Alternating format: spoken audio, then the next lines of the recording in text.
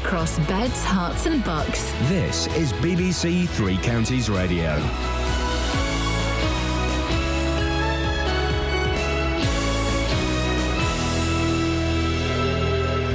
It's 6 o'clock. I'm Simon Oxley. The headlines: Luton man charged by counter-terrorism police. Polling stations open at 7. And former Watford manager denies selection claims over black players for England. BBC Three Counties Radio. One man from Luton and 5 men from London have been charged by counter-terrorism police investigating allegations of fraud linked to extremists travelling to Syria. 38-year-old Ibrahim Anderson from Luton and the 5 men from London are facing charges of conspiracy to defraud and will appear before magistrates today. Millions of people will begin casting their votes in the general election when the polls open at 7 o'clock. Voters in Bedford face the biggest number of ballot papers in the country. There are 5 different elections taking place there. More from Carol Abercrombie. As well as the general election, many people are also voting for local councillors. The unitary authorities of Milton Keynes, Luton, Bedford and Central Beds are going to the polls. Voters in Bedford can also elect a mayor. There's a referendum for everyone in Bedfordshire on raising council tax to pay for policing. In Milton Keynes, there's a referendum on the future development of the town centre. In Herts and Bucks, there are also district elections in 14 councils. Police in High Wycombe say they're treating the latest incidents of car vandalism in the town as a priority. 4 people have already been charged in connection with criminal damage to almost 250 vehicles in the town in March and April. Officers initially linked those offences with the inquest verdict on local man Habibullah. More from Tony Fisher. Police say there have been 18 additional offences of criminal damage in High Wycombe over 2 evenings. 10 vehicles were vandalised on Bank Holiday Monday and 8 last Thursday. Police are asking members of the public to remain vigilant and report any suspicious activity. 4 suspected illegal immigrants are still on the run in Bedfordshire after a lorry containing 10 people was found at Toddington Services on the M1. Police began looking for the vehicle after they received distress phone calls from the people inside. Although some of the suspects got away, Superintendent Trevor Rowe from Essex Police says it could have been much worse. We've seen, with human trafficking and some of the previous cases, the events could turn out to be very tragic. So I think it was important that we reacted fairly quickly across our neighbouring forces as well to try and locate the vehicle, and this is a good news story and a positive outcome. An injured woman had to be cut free by firefighters after a 2-car collision in Milton Keynes last night. An injured man was released before crews arrived. It happened just before 8:30 at the Knoll Hill roundabout at the junction of the H5 Childs Way and the V4 Watling Street. And a number of people were injured after a vehicle hit a bridge in Walken High Street in Hertfordshire last night. In sport, former Watford and England manager Graham Taylor has strongly denied allegations he was pressurised to limit the number of black players he selected for the national team. Extracts from a book printed in the Guardian newspaper allege Taylor made the claim at an event at Watford in the 1999-2000 season. The weather: a mixture of cloud and sunny intervals, a maximum temperature 16 degrees Celsius, and you can get the latest news and sport online at bbc.co.uk/3 counties. I'm being swallowed by a boa constrictor. I'm being swallowed by a boa constrictor. I'm being swallowed by a boa constrictor. And I don't like it very much. Oh no, he swallowed my toe, he swallowed my toe. Oh gee, he's up to my knee, he's up to my knee. Oh fiddle, he's reached my middle, he's reached my middle. Oh heck, he's up to my neck, he's up to my neck. Oh dread, he's swallowed my...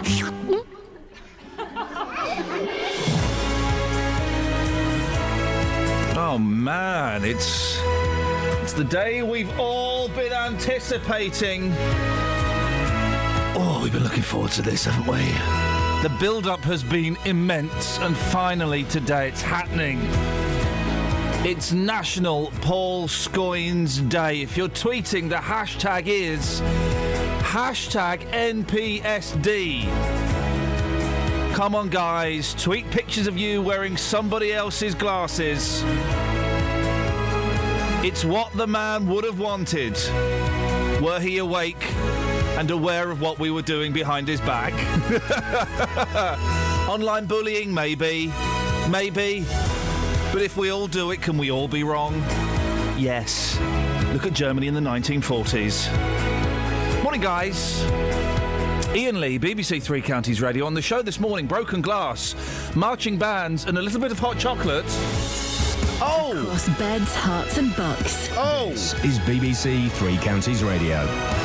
The girls are in the house. The girls are in the house. Sup, bro? Yeah. Yep. Hey, I was watching. Television? Brumfield, Nick Brumfield, Ah. Biggie and Tupac. Yeah. Biggie and Notorious. Notorious. We are so notorious. What? Oh, we got gunned down. Notorious. I think it might be a bit too soon for the song, mate. Hey, well, it was years ago. It's 20 years ago. Still hurts, man. 20 years ago today, they took Biggie away in a hail of bullets. That's what happened. I know. That's what happened. I know. And it's what they would have done. They would have rapped about it. Yeah, and they did. Because it's modern. It's modern storytelling. It's storytelling. It's poetry. They're mummers. Yeah. I'm not going to tell him that. No. National Paul Scoins Day. Also, Kelly Betts. Can I put my Paul Scoins picture in black and white? I just Sure, wanted mate. to mix it up. You do whatever you want to do. That's the beauty of it. That's what we're celebrating, is the freedom to work within a very rigid structure. In many ways, Paul Scoins is black and white. But he doesn't see colour. We're also asking the Samson effect. Who lost their powers when they cut their hair? Who did we come up with yesterday? Michael Bolton. The Bolton. And... Samson, obviously. Samson, obviously. Obs. Hence the Pat name. Sharp. Sharpie. Yeah. David Ginola. He's not good at football anymore, is he? 08459 455 555.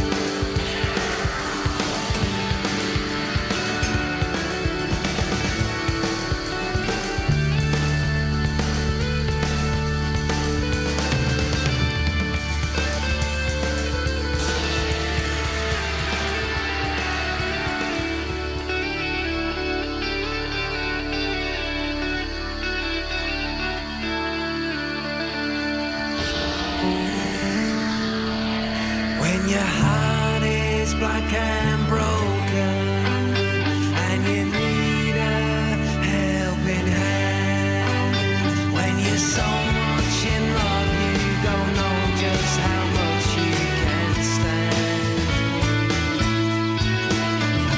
when your questions go unanswered and the silence is killing.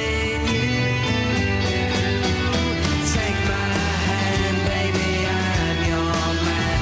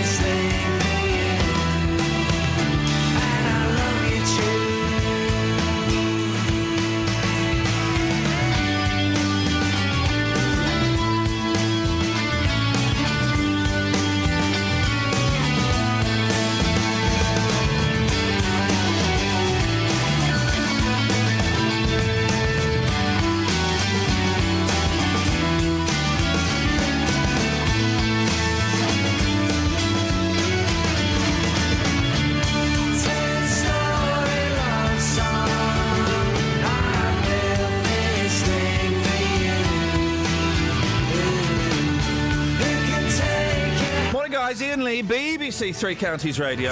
National Paul Scoins Day. We're celebrating with the hashtag MPSD. Post a picture of you or someone you love wearing thick-rimmed glasses. Not your own glasses. Cannot be your own glasses. Now, vandals have attacked parked cars in High Wycombe for the third month in a row. 2 men on a motorbike are thought to be responsible for smashing the windows of 8 vehicles last Thursday and 10 on Bank Holiday Monday. Well, Thames Valley Police are refusing to be drawn as to whether the latest incidents are connected to a spate of similar attacks earlier this year, some of which appeared to be in protest at the outcome of a death in custody inquest. Well, Sir Kerry Cooper is a professor of psychology and health at Lancaster University. Joins us now. Morning, Kerry. Good morning to you, Ian. There's no mention of the sort of graffiti that we were seeing before, the no justice, no peace. But the random destruction of this property, it's the same. Why would someone do this? Well, I mean, there's a lot of potential explanations. I mean, one, it could be a gang thing. Younger men who get together and it's, flaunting authority, confronting authority. It could be a group of individuals who are discontent with some aspect of their life and take it out on authority, i.e. the police, because indirectly it's causing the police havoc, isn't it? If you're having something like a couple hundred incidents, a couple hundred cars being affected. So it's either them or it could be they're taking it out on nice cars. They're taking out on society, as it were, by going after people who have cars. They may not, they may perceive them as having money they don't have. It's something in their life. This is not, in a way, it may appear random, but it won't be random. There'll be a driver underneath it. But the driver obviously isn't for money. It's not to vandalize a car and try to take something out of it. It's just to vandalize it. And that's what makes me think there's something driving it in this group or individuals. It might be a group, and then, of course, you can get copycats. So you get a group of people who do that, and then you get one or two who are discontent in life and just take it out on material things. In the 70s and 80s, Kerry, you would get big graffiti, and I don't mean the kind of clever artistic graffiti. You'd get slogans or things, painted over. Yep. This which was pretty rubbish, but, you could just go and clean it up. This seems to be taking it to another level. Yeah, it's more violent, isn't it? I mean, it's displacing some anger in these young men. It's probably young men. It's probably people in their 20s. I don't have a clue. Late teens, early 20s, or whatever. And they obviously have a lot of angst about something in their life. Either have come together as a group and or individuals are riding on the back of what they're doing to get rid of their anger. And it's much more aggressive. And therefore, I think really, I think what a society has to do is kind of drill underneath what's really going on here. What is stimulating this kind of behavior among this group of people? But you first have to identify them. I understand several are in custody at the moment. Well, several are in custody, but it seems to be continuing, which would imply either they've got the wrong people, or it's a bigger group, or there are other people doing it in support. It's one of those things. It's almost impossible for the police to stop, isn't it? Yeah, that's true, actually. And they're not even telling you the potential reason. Like, you're right. When it was graffiti, and it was, or it could have been in 30 years or 40 years ago, CND, and they're making a statement about what they think about nuclear weapons or something else. But they're not even doing that, are they? So you don't understand why they're doing this. And incidentally, it's probably not a giant gang that's going on. I think it's probably a group of people who started this, and other people are joining the bandwagon. It's weird, isn't it? Because, I imagine these are young men, as you said, and a significant number of young men feel, disenfranchised, they feel excluded, they feel jealous, they feel angry, they feel whatever they feel. Yep. It's just odd that they're taking it out on innocent people. Ordinary people. They're not taking it out on the police. They're not taking it out on, necessarily rich people. They're just taking it out on ordinary people. Yeah, but, you're talking in a more rational way than they're thinking. Right. And they're just angry. And they're angry about something. I don't know what the unemployment rate is in Wycombe, or I wouldn't have thought it was particularly high, by the way. But it could be something like that. I can't get a job. I'm angry with society. I don't know how else to vent it. I'm not doing it in a constructive way. I'm just expressing my anger, and that's it. And then it could infect other people.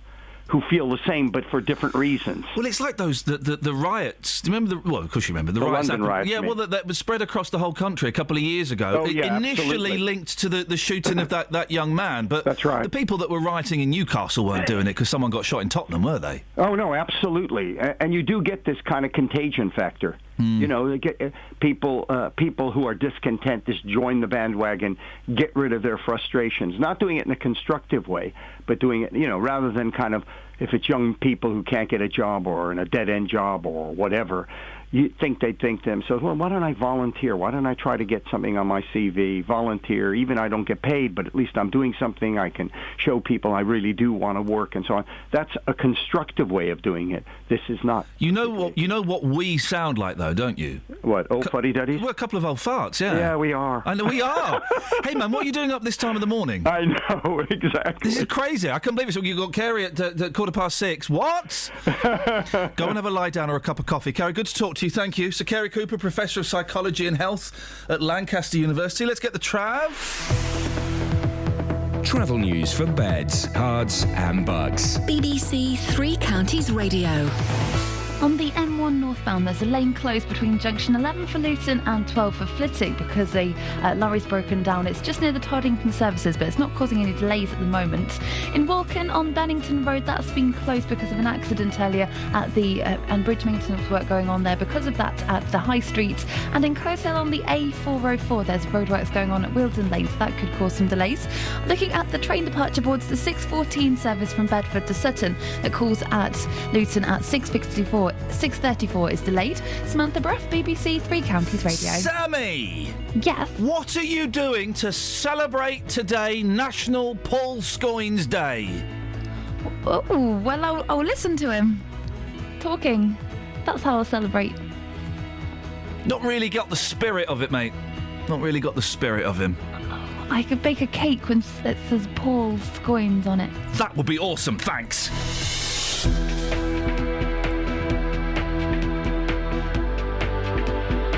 That's the spirit of it. Baking a cake, yes please, boss. 6:17, it's Thursday, the 7th of May. I'm Iain Lee. These are your headlines on BBC Three Counties Radio. A man from Luton has been charged by counter-terrorism police investigating allegations of fraud linked to extremists travelling to Syria. Polls open for the general election at 7 o'clock, with voters in Bedford facing the biggest number of ballot papers in the country, with 5 different elections taking place there. And Twitter is in meltdown as people rush to post selfies of themselves wearing glasses for National Paul Scoins Day. BBC Three Counties Radio.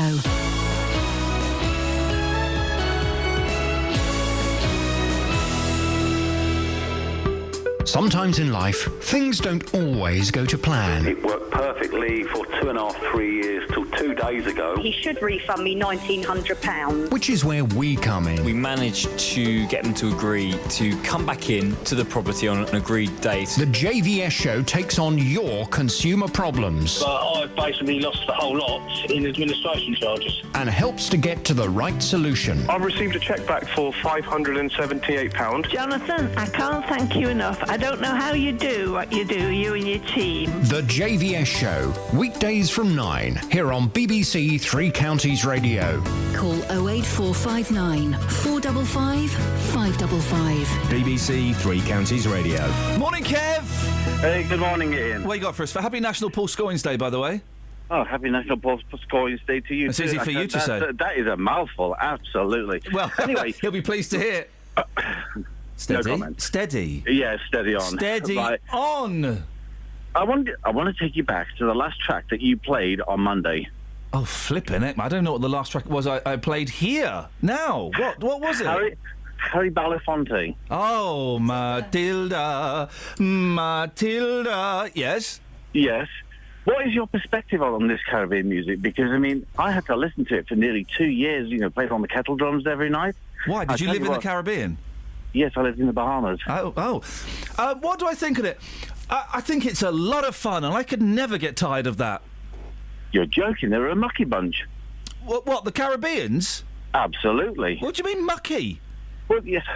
You listen to that, the innuendos that come from half the songs anyway. Oh, yes, but that's their equivalent. The calypso is their equivalent of the carry-on. film. Yes. Right. Okay. So can you solve the mystery? The big mystery. What's the big mystery? Well, it's been made a traditional song now. Everyone sings it. Everyone knows. Oh, are you the one? Are you the guy that just tweeted me that thing? Who put the pepper in the Vaseline? I thought, why some bloke? Look, we know what Kev looks like. Look, Kev looks like this. Oh, Kev, is that you? Look. I could hear more hair. Yeah, I could hear more hair. I wondered why is this bloke tweeting me this? Go on. All right. So okay. So go on. It's not too rude, is it? No, it isn't. Okay. Well, do it then. Well, that's it. Two sissies living in an apartment. They don't pay any rent, and then they do a runner. But before they do a runner, someone puts pepper in the Vaseline. Yes. The police chief goes around. Yeah. Okay. To investigate. What? And yeah, well, basically, I mean, they've done a runner, and I have to guess who they are. Yeah, we don't know who they are. Hang on, let me have a think. Hang on a second. Let me just So they put there's two sissies or sisters. Two sissies. Sissies living in an apartment. They don't pay any rent, do they? No. Nope. Not a single cent. Do they leave anything for the maid? No, not a cent. And what? Someone put pepper where? In the Vaseline. Okay. I would say Vaseline, but you've gone for the Z. Okay. And then what happened? Well, the police went around to investigate. Yeah.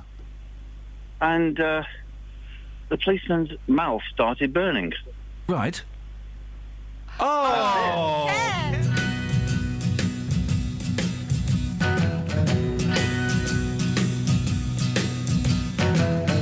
I've been made blue. I've been lied to. When will I be loved? I've been turned down. I've been pushed round. When will I be loved? When I meet a new girl that I want for mine, she always breaks my heart in two. It happens every time. I've been cheated, been mistreated. When will I be loved? When I meet a new girl that I want for mine, she always breaks my heart in two. It happens every time. I've been cheated, been mistreated. When will I be loved?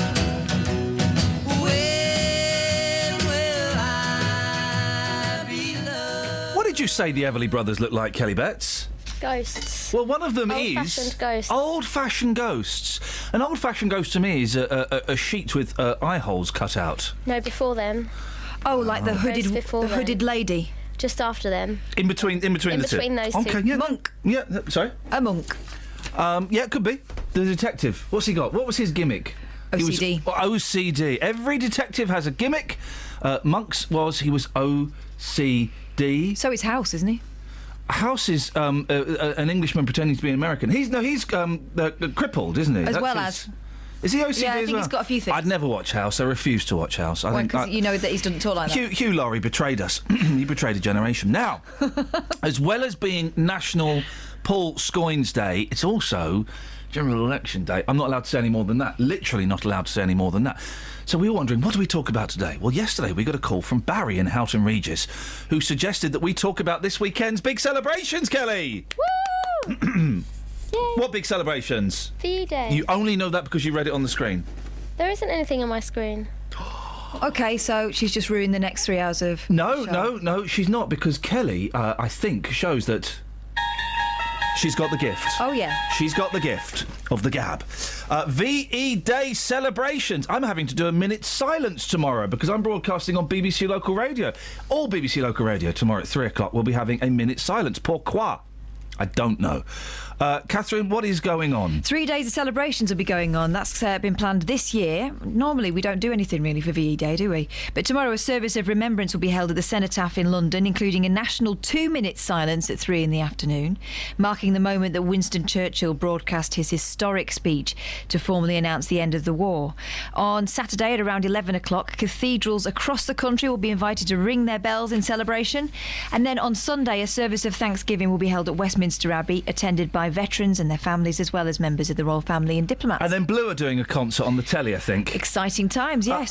What's going on locally? Well, loads of stuff. In Buckinghamshire, for example, there'll be a ceremonial beacon on top of Coombe Hill. Let's celebrate by burning stuff. Yes. Once the Queen has lit the principal beacon outside Windsor Castle at 9:30 tomorrow night, Buckinghamshire's Lord Lieutenant Sir Henry Aubrey Fletcher will light his beacon in the shape of a V, so it can be seen across the Aylesbury Vale. It'll form a chain Sticking 2 fingers up to the Germans, aren't we? I think it's V for victory, but if you like. Yeah. It'll form a chain of more than 100 official beacons across the country in remembrance of the celebration of the end of the Second World War in Europe. Now, in Luton, there'll be a public event from 7:30 to 9:30 outside the Town Hall near the War Memorial. I don't think Blue are going to that one. No. The celebrations will include performances by dance groups and singers showcasing songs and dance styles from the 40s, so that'll be a bit of fun. Luton will also be participating in a beacon lighting ceremony featuring the reading of a tribute to remember those who sacrificed their lives at home and abroad. OK, so there's lots going on. 2-minute silence. The question is, are that many people bothered? Justin took it to the streets. Pub day, end of the week. Yeah, obviously the voting. So yeah, that's Thursday. Oh, that's Thursday, isn't it? Yeah. Friday. Well, it's the end of the week. It's VE Day. I thought it was VE Day last week. No. Not a lot. Probably going to look at some Lego with my son. VE Day? No. Playing badminton Friday morning. Just been on a pub walk. OK.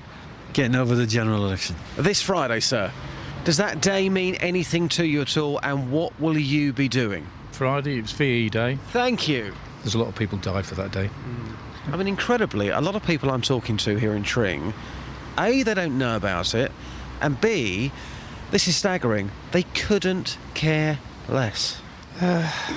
Unfortunately, people don't respect it these days. The traffic won't stop. People just walk past. I don't know what it is. It's just ignorance, in my opinion. I like it when Justin does his upset British voice.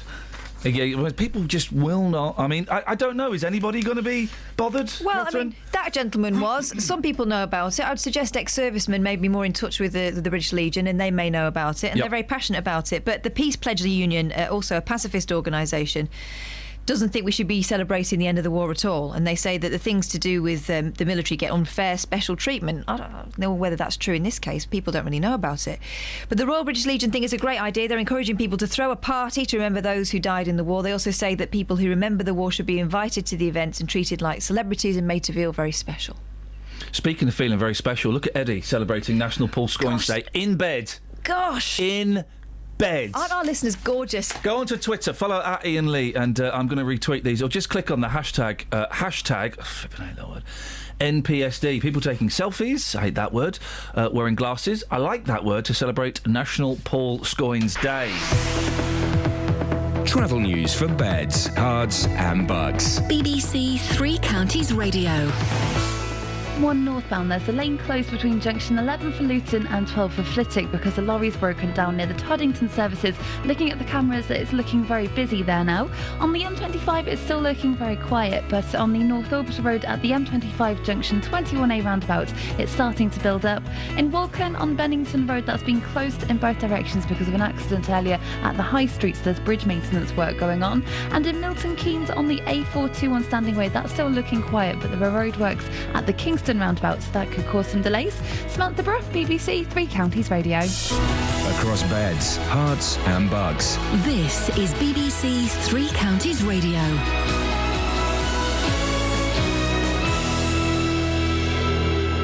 It's 6:30. I'm Simon Oxley. A man from Luton has been charged by counter-terrorism police investigating allegations of fraud linked to extremists travelling to Syria. Polls open for the general election at 7 o'clock, with voters in Bedford facing the biggest number of ballot papers in the country, with 5 different elections taking place there. And police in High Wycombe say they're treating the latest incidents of car vandalism in the town as a priority. 4 people have already been charged in connection with criminal damage to almost 250 vehicles in the town in March and April. 3 Counties Sports. BBC 3 Counties Radio. Former Watford and England manager Graham Taylor has strongly denied allegations he was pressurised to limit the number of black players he selected for the national team. Extracts from a book printed in the Guardian newspaper allege Taylor made the claim to former Birmingham striker Richie Moran at an event at Watford in the 1999-2000 season. It's taken me by complete surprise because I cannot remember anything about it at all. I certainly never during my time the Football Association had any FA people coming up to me and telling me which team to pick and to pick less black players. I would have remembered that. Barcelona have one foot in the Champions League final after a 3-0 win over Bayern Munich. 3 goals in the last 13 minutes, 2 from Lionel Messi and 1 from Neymar, gave the Spanish side victory in last night's semi-final first leg. The Football League playoffs get underway tonight with the semi-final first leg matches in League One. Chesterfield host Preston, who were pipped to automatic promotion by Milton Keynes Dons on Sunday, and Sheffield United are at home to Swindon. Britain's Amir Khan says he could fight Floyd Mayweather in September. Mayweather took his unbeaten record to 48 fights with a one-sided points victory over Manny Pacquiao at the weekend and is expected to make his next fight his last. Khan had previously suggested the timing of Ramadan would rule him out. I'm not ruled out because it is possible I could fight in September, because he normally fights mid-September, and also Ramadan is going to be a little bit earlier this year, so obviously it gives me enough time to get the training done and everything, so it can happen in September. And in tennis, Andy Murray beat Philip Kohlschreiber in 3 sets at the Madrid Open, but Roger Federer is out after losing to the young Australian Nick Kyrgios. BBC 3 Counties News and Sport. The next full bulletin is at 7. Don't be afraid of your freedom.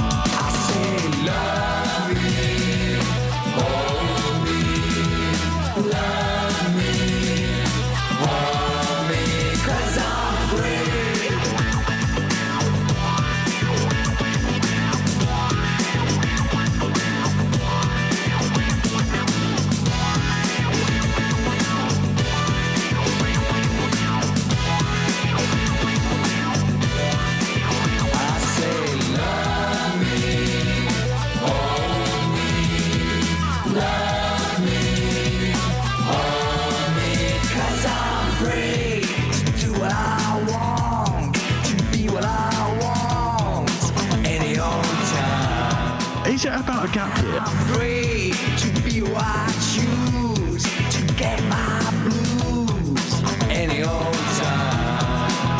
I say love me, love me forever, hold me, love me, hold me, 'cause I'm free to do what I want any old time. They actually drove across the green when the kids were coming back from school and nearly knocked women over with toddlers, and it got that bad. My husband went after them on his own motorbike and pulled them off. I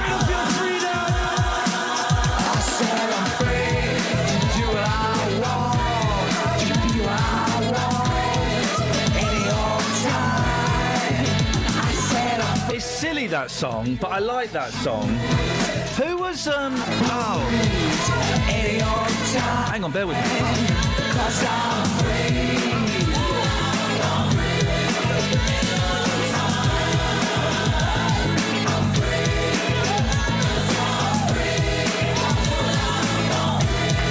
Who did that song that ripped off the Rolling Stones? Was that this? No. What was the song? Someone. Oh, blimey.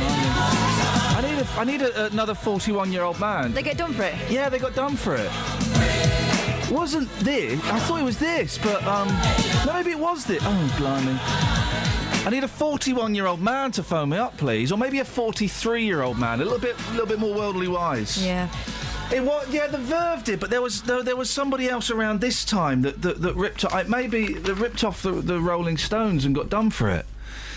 And I can't think what that song was. Anyway, 08459 455 555 is the phone number for that. Also, the Samson Effect, who lost their powers when they cut their hair. Who have we got so far? We've got Michael Bolton. Yep. David Ginola. Yep. Pat Sharp. Pat Sharp. Hang on.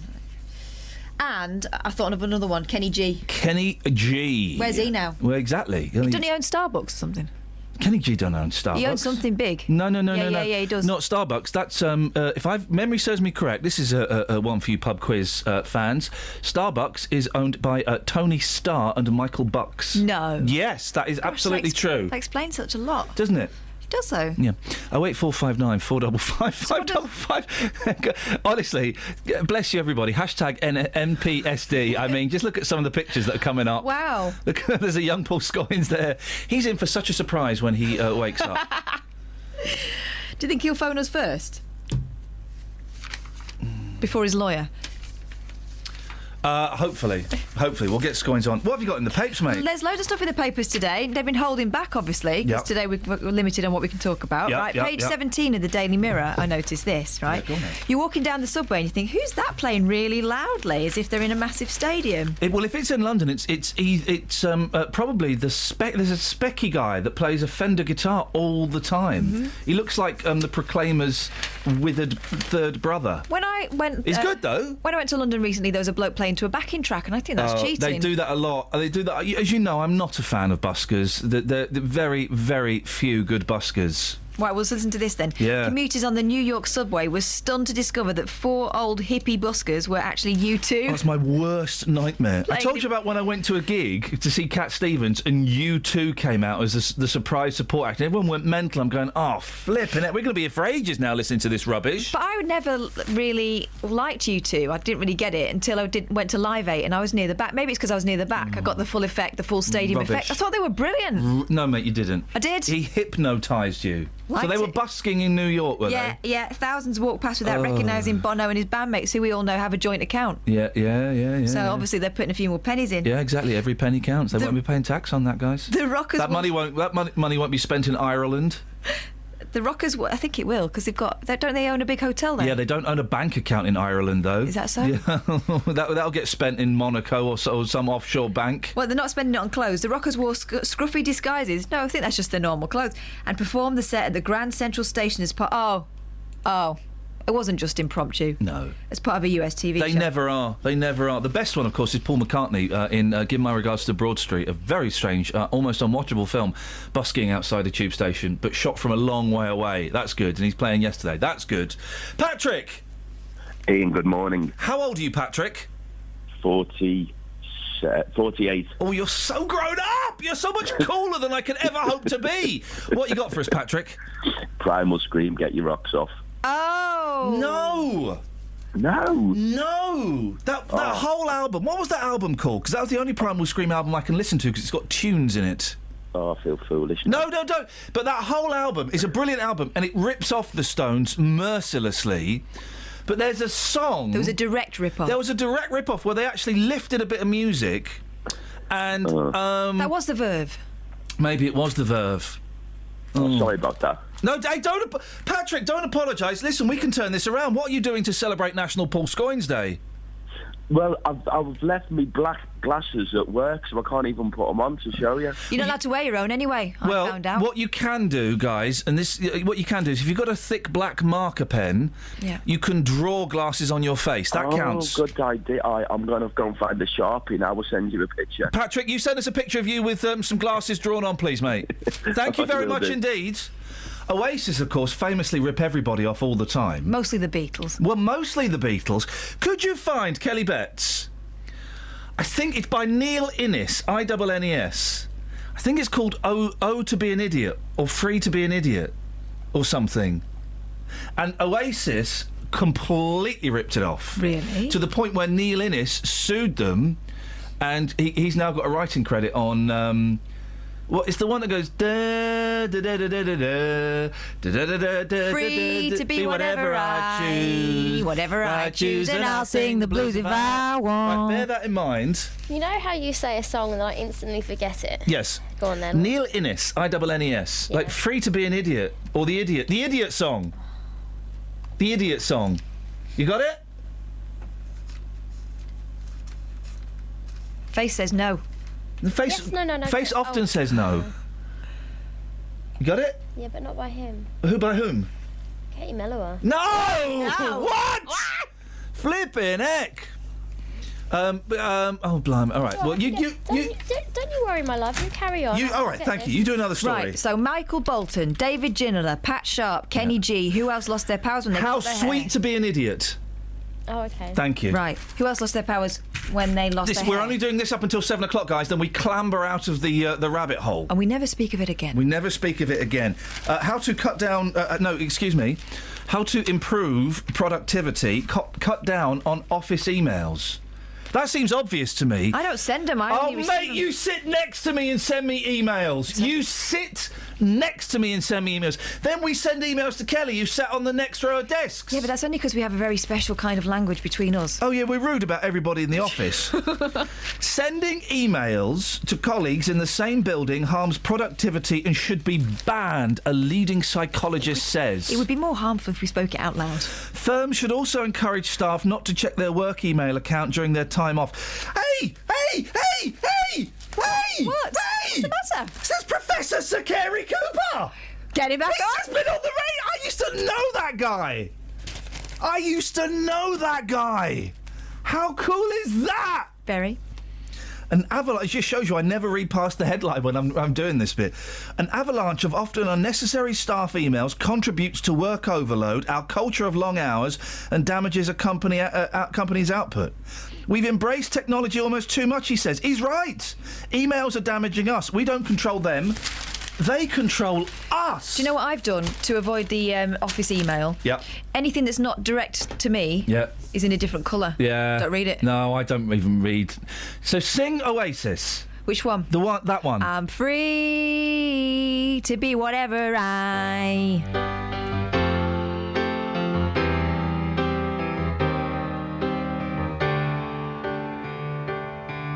Get ready for it. How sweet to be an idiot, as harmless as a cloud,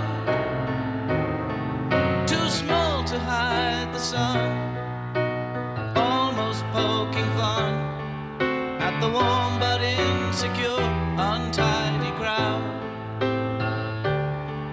How sweet to be an idiot, and if my brain enjoy children laughing at my back with no fear of attack, as much retaliation as a toy. How sweet to be an idiot. How sweet.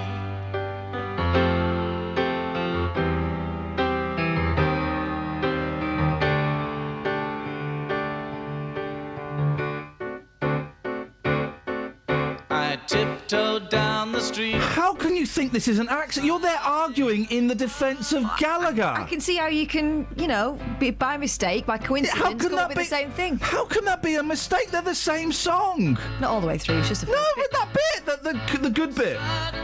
And this bit's a little bit like the bit in the middle. Yeah. I don't know the bit in the middle. I don't. They go a bit psychedelic. I mean, he's nicked this. Here we go. Yeah. Oh, I love Neil in this. We'll get him on the show one. He's been on the show, hasn't he, Neil? No, he said he wouldn't. He's going to do the travel, wasn't he? You can't. Here we go. You can't say that that's accident. Anyway, the court of law found that it wasn't an accident and gave him loads of money for it. But I still love you. Oh, Neil in this. Right, we've got to do this. Oh, hang on a minute. Oh, hang on. How sweet to be an idiot. How sweet.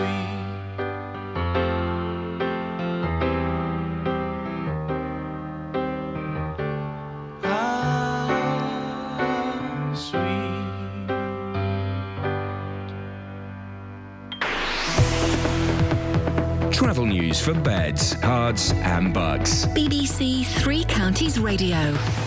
On the M1, there's a lane closed northbound just before junction 12 for Flitwick, and it is starting to look very busy there now, which is causing some delays. There are also delays on the M1 southbound past junction 10 for the Luton Airport Spur Road. In Woking on Bennington Road, that's been closed in both directions because of an accident at the bridge, so there's maintenance work going on there at the High Street. And in Borehamwood on the A1 southbound, there are queues building up from the Holiday Inn towards the Stirling Corner. Looking at the train departure boards, there's no problem showing up at the moment. Samantha Bruff, BBC Three Counties Radio. Thank you, Sammy. We'll have Justin Dealey soon with whatever he fancies. I know we've got a hot chocolate tribute coming at some point. Also want to play What's the Story Morning Glory. Before that, 6:46, Thursday, the 7th of May. It's National Paul Scoins Day. I'm taking my glasses off and putting them back on. A man from Luton has been charged by counter-terrorism police investigating allegations of fraud linked to extremists travelling to Syria.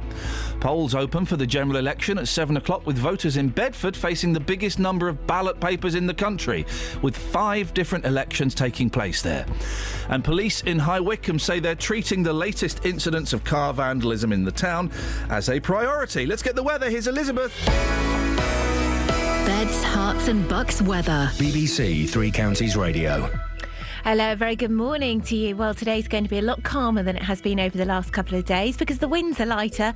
There'll still be some showers around, but there'll be slightly fewer and further between, and they won't be quite as heavy either, I don't think, as they have been over the last couple of days. But it's a fairly dry, bright start for most of us. We could get an area of cloud through the middle part of the morning that may give us a few showers across the three counties. It's always possible. Some of them could be heavy at times, but I think for the most part, they'll tend to be fairly light. There'll be lots of dry, bright weather, of course, in between. Some places will stay dry all day. Some good spells of sunshine. Top temperatures today up to 16 or 17 degrees, 63 in Fahrenheit. So not a bad looking day at all with much lighter winds. Overnight tonight, we'll see quite a cloudy night to come, I think. Lows of around 8 or 9 degrees, so not too chilly. Perhaps a few spots of rain into tomorrow morning. And tomorrow, lots of dry weather around, lots of brightness too, but we might just see a few spots of rain, perhaps most likely towards western areas of Buckinghamshire for a time through the middle part of the day. Highs of around 8 to 18 degrees, and then as we head into Saturday, blustery showers, but the weather really improves quite dramatically on Sunday. It's looking dry with lots of sunshine. That's where it will stay, with the temperatures climbing into next week. That's the forecast. Thank you. The general election on the BBC. Tonight we're bringing you the general election like never before. From 10 we'll be across all the counts in Beds, Herts and Bucks. Voting's over here in Welland, here in Elm Hempstead. I'm here in Luton. We'll be going through the night to make sure you hear what's happening where you live first, right here. Watford's one of those seats where you can go. Election 2015. Tonight from 10 here on BBC Three Counties Radio. Oh no, get lost, Mumford. Meant to play this. BBC Introducing. We'll find out who, what, why, where, when and why after this. I'm sitting opposite you on this table for two. You reach for your glass and I reach for mine. You're drinking water, I'm drinking wine. I'm looking around the room, avoiding eye contact with you. Where's the waiter? Where is this meal? My lips are moving, your lips are sealed. But the words that I spoke, they got stuck in my throat. As I started to choke, you just laughed and you joked. People started to stare as I fell off my chair, and I'm gasping for air, but you don't seem to care. Words don't come so easily when you're in front of me. Can't give me back my tongue, please. Words don't come so easily when you're in front of me. Can't give me back my tongue, please.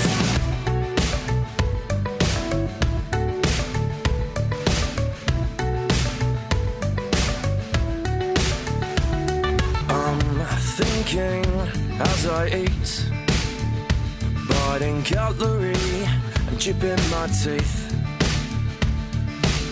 You've led to my lungs, or a pen to my tongue. Cause on the bright side I've just written that song. But the words that I spoke, they got stuck in my throat. As I started to choke, you just laughed and you joked. People started to stare as I fell off my chair, and I'm gasping for air, but you don't seem to care. Words don't come so easily when you're in front of me. Can't give me back my tongue, please. Words don't come so easily when you're in front of me.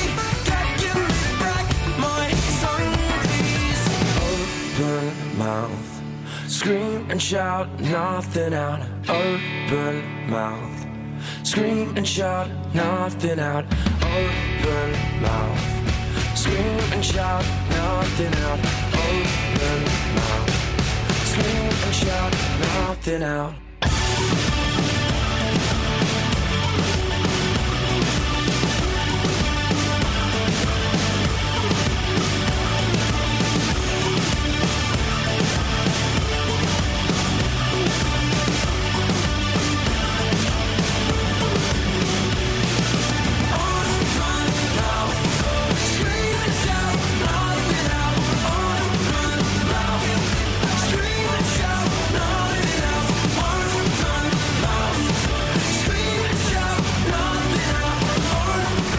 That's all right, that, isn't it? Good track. Good track. A turntable hit? Yeah, I think so. Well, it's playing on your programme, so it must be a turntable hit. Well, let's find out exactly who those guys were. Kelly Betts? Lower Atlantis. Atlantis, the lost city of Atlantis. From Watford. From Donovan, the lost city of Atlantis. Welcome to Atlantis, the lost city thereof. I'm You Donovan. really do know how to ruin cool, don't you? Donovan's not cool, he's a plum. Hey, I tell you what's cool is this. It's the same song. That first bit is, and then it goes. That's all you need to steal. Justin. Yes, boss. I know later on. You must be heartbroken, man. I don't know how. And BB King's going to be soon as well. Do you know what? At the moment, it's just an absolute nightmare. If you're a music lover, we've had Percy Sledge recently, and now, of course, Errol Brown, Hot Chocolate 71, a tribute package on the way later on. Beautiful. But, boss, let me ask you this. Yes, mate. I believe in miracles. Where are you from? You sexy thing! Exactly! This may cheer up some Hot Chocolate fans a bit later on. We have voices from Tring in this package, and you will love them. Beautiful. Also, as well, as you know, it's National Paul Scoins Day. Yes, I just wonder if you could go out, take it to the streets and ask how people are celebrating, if they've got any messages of support for Paul Scoins. That would be my absolute pleasure and delight. I know it would, mate. I know it would. But first, you've got a busy morning today. Yes. We've been asking the Samson effect. Who's lost their special powers once they've cut their hair? Who have we got so far, Catherine? We have got Michael Bolton, David Ginola, Pat Sharp and Kenny G. It's a strong list. It's a very strong list. Very, very strong. I've been on the streets this morning. Beautiful out here today, actually. Yesterday it was raining. Today, the sun is shining. Yeah. Sensational. I've been on the streets asking people... Don't laugh at him, Kelly. Asking people for the celebrities who have cut their hair and lost their power. Here, boss, is the word on the street. What's the word on the street? Madam, celebrities who have cut their hair off and lost their power. Pat Sharp. Rodney, how are you, sir? Very well, thank you. Lovely. Chris Waddle. So, when he was at Tottenham, he had the mullet. and you honestly believe that once he cut that off and he played for Sheffield Wednesday, he wasn't as good? Correct, yes. I would probably say so, along with Kevin Keegan. Yeah. He went to Juventus, was it, or one of them teams, cut his mullet off and never played as well as again. So you think there's a significant power in somebody's hair then? Yes. Okay, interesting stuff. Thanks for your time. Not a problem. Let's get the Spanish perspective. Hola. Hola. Celebrities who have cut their hair and then lost their power. Bono. Yeah, but he's still got a talent, hasn't he? You don't like their music anymore? No. Hey, wow, that's an intro. Okay, well, I'll take it. Thank you. Thank you. Great Spanish perspective. Adios. Thank you. Bye. Adios. Adios. Kelly's got a good one. Go on. Britney. Britney's still got long hair, hasn't she? No, you can't do Do you remember when Britney. she shaved it off though? Yeah, she was having a went right crisis. down. Yeah, Hey, but come still. Justin. That's harsh. That's really harsh, is. that one. Harsh, I'm usually the horrible one. Well, I'm on Kelly's side. Well, you're both the horrible one. She's allowed to diss a multi-millionaire pop star if you're allowed to diss a woman who knitted some things. Oh, come on, I want the only one dissing her. Right, hang on, Justin. Got two this morning, okay? Let's squeeze these in on National Paul Scoins Day. Silly Billy. Silly Billy. I pick a headline, you've got to try and work out what the story is. Generally, there's very little connection. Silly Billy. Is this about a man called Billy who was silly, ended up in a hospital because he was laughing too much? A man called Billy who was very, very silly, he ended up burning his willy. No! It's not. It's not. Catherine Boyle, Silly Billy. Is it to do with a goat? No. Kelly Betts, no. Simple as that. Kelly Betts. You'll never get it in a million years. Can we have a clue? Yeah, Silly Billy. Silly Billy. Billy Piper. Actor Matt LeBlanc has compared his sitcom Friends with the works of William Shakespeare. Oh, yeah. Yeah, I've only ever seen one episode of Friends, and I've seen that episode twice. And how many Shakespeares have you seen? Too many. Let's be honest, Shakespeare is rubbish. Oh, it's not? No. Apart from Much Ado About Nothing, the rest of them are rubbish. No. Rubbish.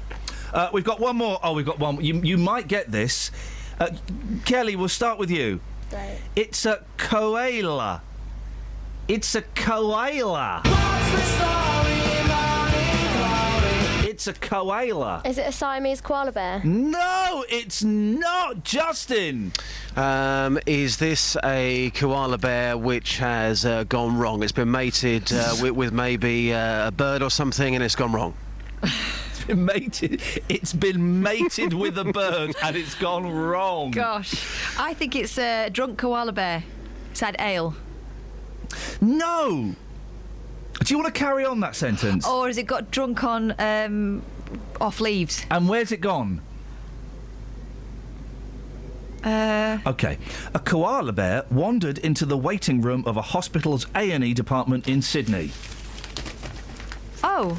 I don't know how that makes the newspaper. That's cracking. And I've been through all of the papers today, Justin, apart from the big ones, and I've not seen anything about National Paul Scoins Day, #MPSD. I've not seen one thing about it. It's a tough one. I think some of the newspapers are just trying to ignore it and hoping that it will go away. It won't go away, mate. It's not going away. It won't go away. You ignore us, we come back louder. Yes. We come back louder. Justin, take that to the streets. We'll get that on your hot chocolate package later on. Excellent. And we're going to try and speak to the big man himself at around 10 to 8, just. 10 to 8. 10 to 8. So maybe you want to be around for a bit of that as well. Yeah, no problem at all, Chief. All right, fella. See you later on. Thank you. Ta-ta. 08459 455 555 is the telephone number. Let's have some Trav. Travel news for beds, cards and bugs. BBC Three Counties Radio. There are delays on the M1 northbound because a lorry's broken down just before junction 12 for Flitwick, so that's starting to cause some queues. Southbound on the M1, it's also busy past junction 10 for Luton Airport towards 9 for Redbourne. And on the M25 anti-clockwise, it's busy between junction 17 for Maple Cross and 16 for the M40. In Walken on Bennington Road, that's still closed in both directions at the High Street because of bridge maintenance work after an accident yesterday evening. And on the train departure boards, there's no major delays showing up at the moment. Samantha Bruff, BBC Three Counties Radio. Sammy, thank you. There's still so much in the papers. Swats and Thickos, the shoelace cat. And the Daily Mail, page 21. Well, that whole page was in the newspaper yesterday about Kirsten Dunst. page. They've just copied a page and put it back in there, thinking no one will notice. Dearie me, lazy. I mean, we're all scrabbling around for stories today, but...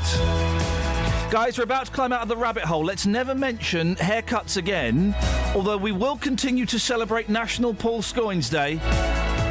Hashtag NPSD, guys. Local and vocal across Beds, Herts and Bucks. This is BBC Three Counties Radio.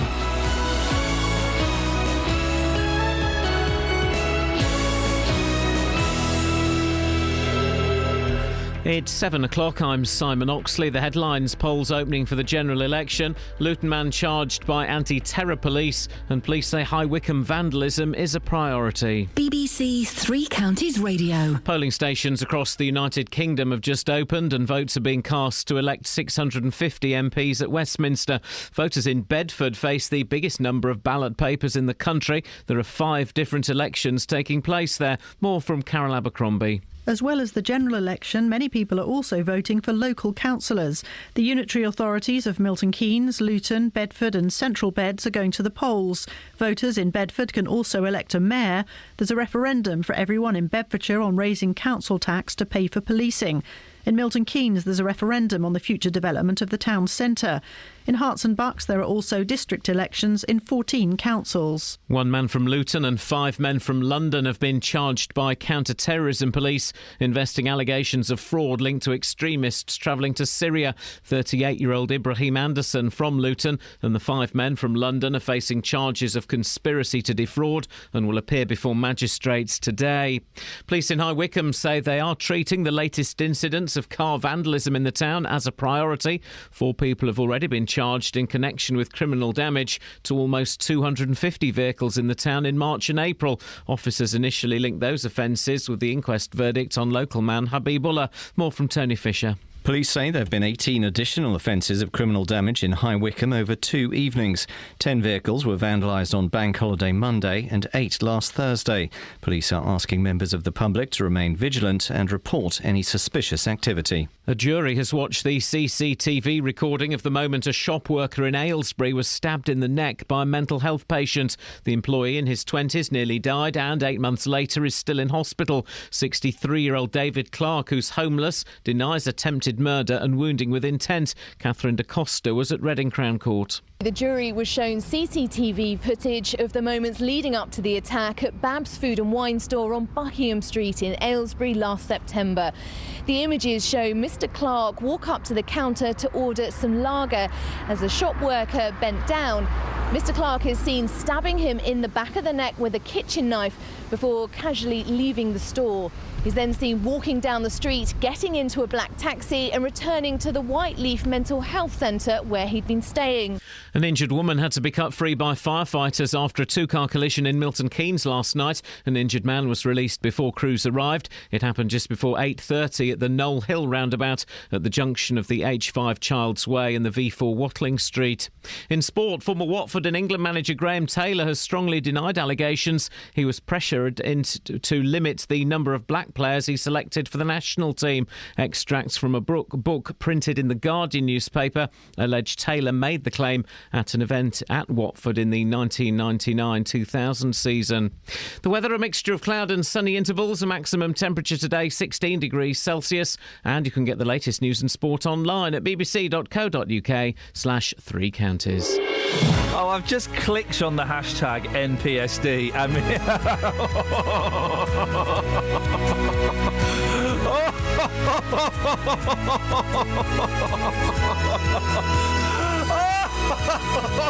Scroll down, Kath, scroll down. It just gets better and better.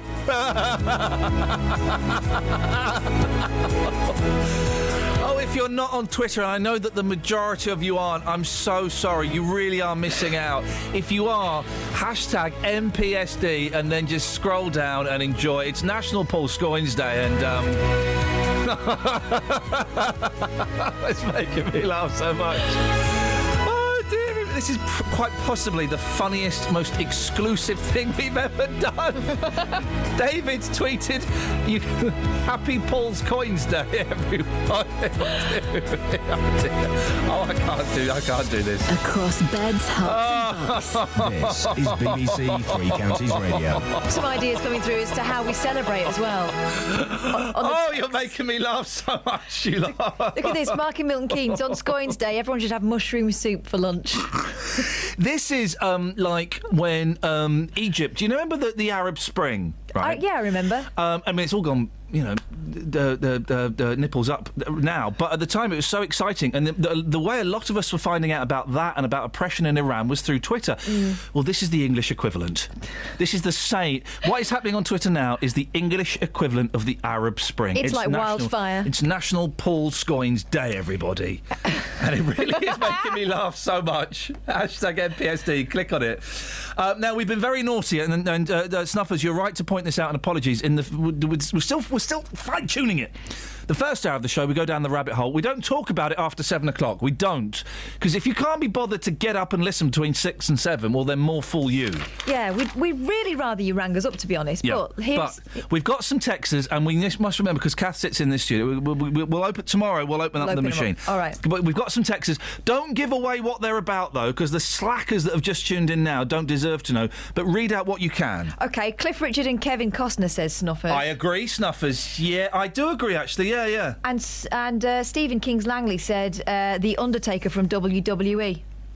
OK, yeah, I'll give you that, definitely.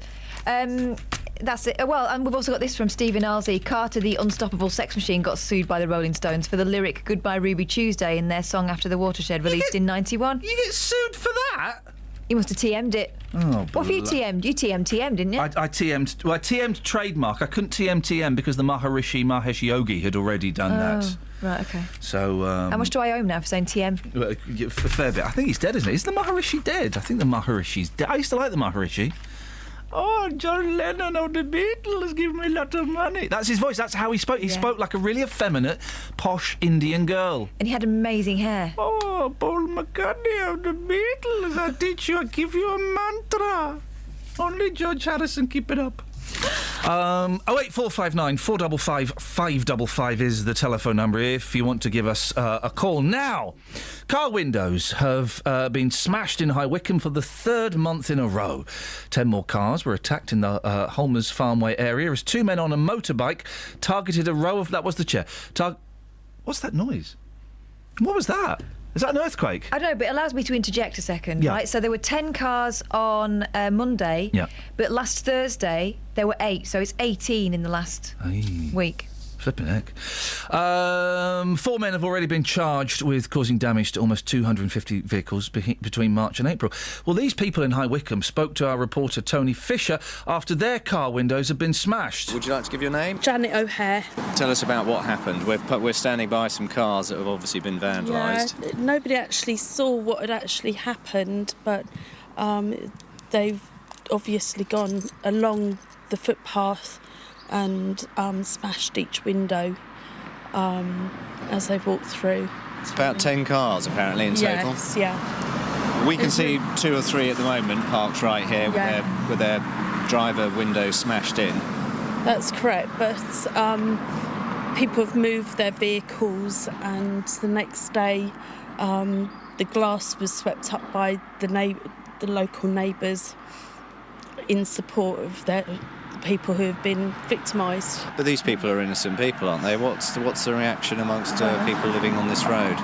The reaction is shock, upset, a lot of support for each other, and not really knowing what to do. There's nothing we can do other than be vigilant and speak out. My name's Clayton McLean. Tell us about what happened here to your car, Clayton. This was Saturday evening? Yes, Saturday evening. My neighbour, I think at number 6, came down and just knocked on the door and said that quite a few of the cars were vandalised, and which obviously included mine.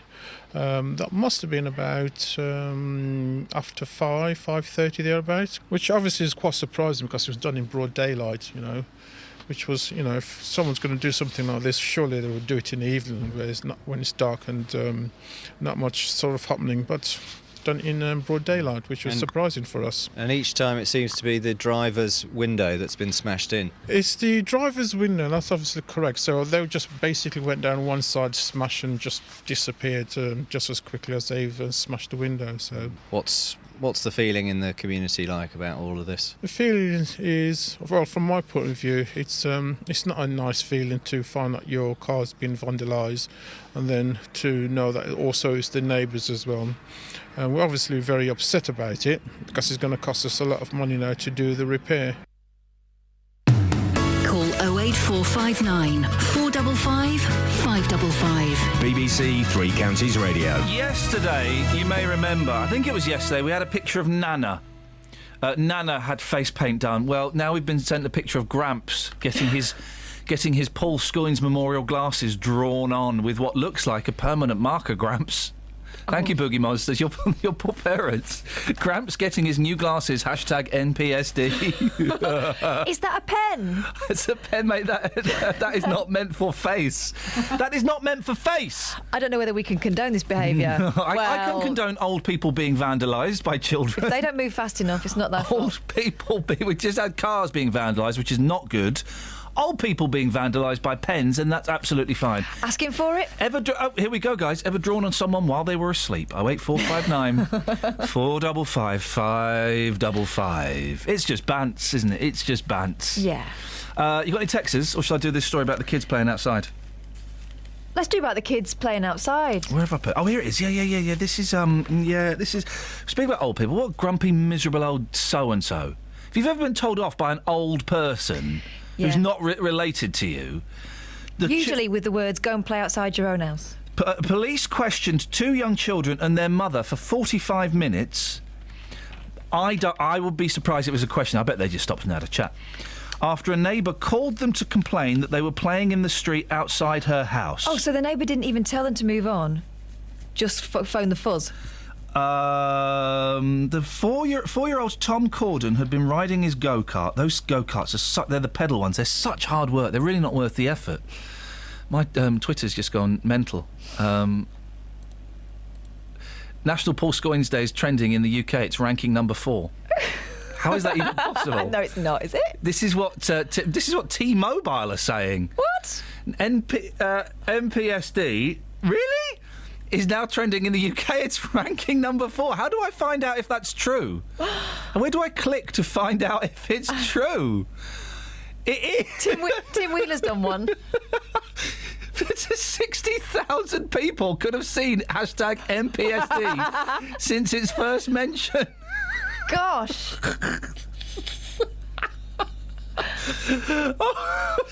What have we done? We've created a monster. I mean, when he wakes up, he's going to be a star, and he doesn't know it. We're trending, guys. We're the 4th biggest thing in the UK at the moment. Keep it coming. Keep it coming. Anyway, sorry. 4-year-old Tom Corden had been riding his go-kart while 6-year-old sister Zara... I like the name Zara, although it's like the shop, though, isn't it? It's like calling your kid Next or Yeah, but do you know why River Zara Island. the shop's called Zara the shop? Go on. Because it was made in Zaragoza. I don't know what that means. Well, in the... Their Sunday afternoon in the sunshine was interrupted after a disgruntled neighbour complained about the noise outside her home. It's understood that the neighbour in her 60s had contacted police on previous occasions about the young children. What miserable so-and-so. The mother said the police van arrived and one of the officers asked me if the children could play a little further down the street. I said no, because I wanted to keep an eye on them. This is 4 and 6, how noisy. I mean, did he have knives sticking out the side of his wheels or something? What on earth could be so objectionable about a kid playing on his go-kart?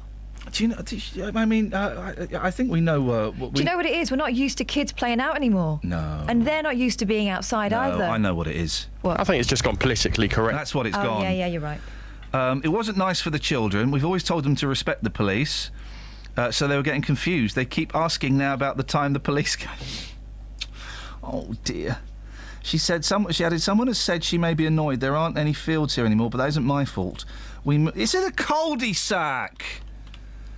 Oh, it's in a... Come on, you miserable... Which should be ideal for a kid to play in. Come on, guys. More kids. I ever been told off by an old person who's not related to you?